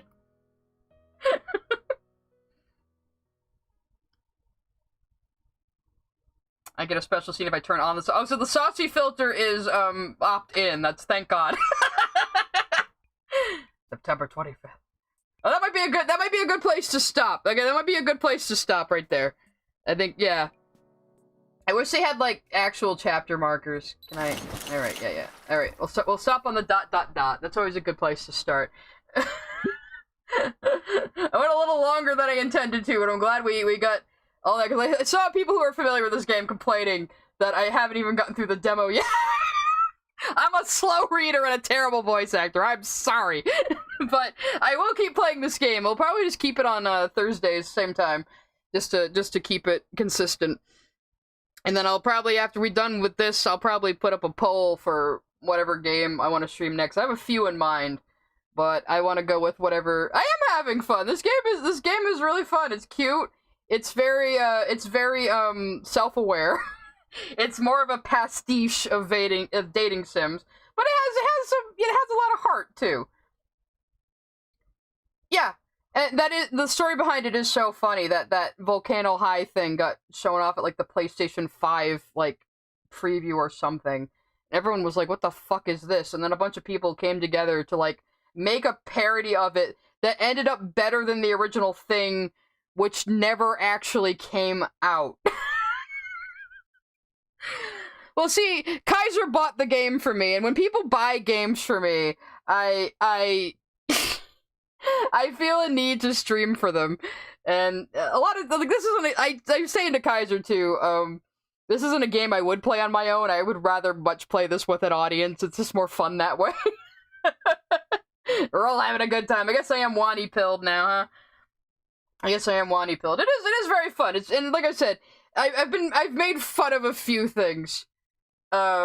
I've made fun of a few things, like some of the, like, you can see the save file here, like, this is just a photo with, like, a shitty Photoshop filter put on it, but, you know, all in all, it's good for them that they are actually selling this for money, though, like, good for them. I mean, you can tell, like, a lot of love got put into this, and, I'll go back to the main menu. We've saved our progress, right? Yeah, over here, March 7th, okay. We'll just have to remember. We'll go back to the main menu. Oop, no. I want to go back to the main menu! No! I'm so bad at this. Okay. So yeah, I will continue to play this on Thursdays. Maybe extra streams on Mondays if I can manage it, but we'll see. I got a little fucked over this week because I had to go cover at work yesterday, and then my usual work week, quote unquote, is Friday through Sunday at my day job, so... But I'm glad you guys are enjoying this. I probably will start doing, like, highlight cuts of the VODs, but the VODs are just gotta stay up. So you guys can enjoy them anytime you want. But I am gonna sign off for now, as it's like 10 p.m., and I do actually have some art stuff to do, like Olivia. But thank you. Oh, Twinkie Chief, I've been doing this Thursdays at 7 p.m. Eastern Standard Time. So I'm just gonna, unless something happens, I'm just gonna keep it at that time. So, and you can see the first 2 parts are up on my lives on my account on YouTube. And I made highlights today on Twitch as well. So you can go to either and find the first 2. But YouTube's probably easier. But anyway, thank you all for coming and enjoying this strange little game with me. And art stream's gonna be Wednesday as usual, and we'll probably pick this up again on Thursday. So see you later.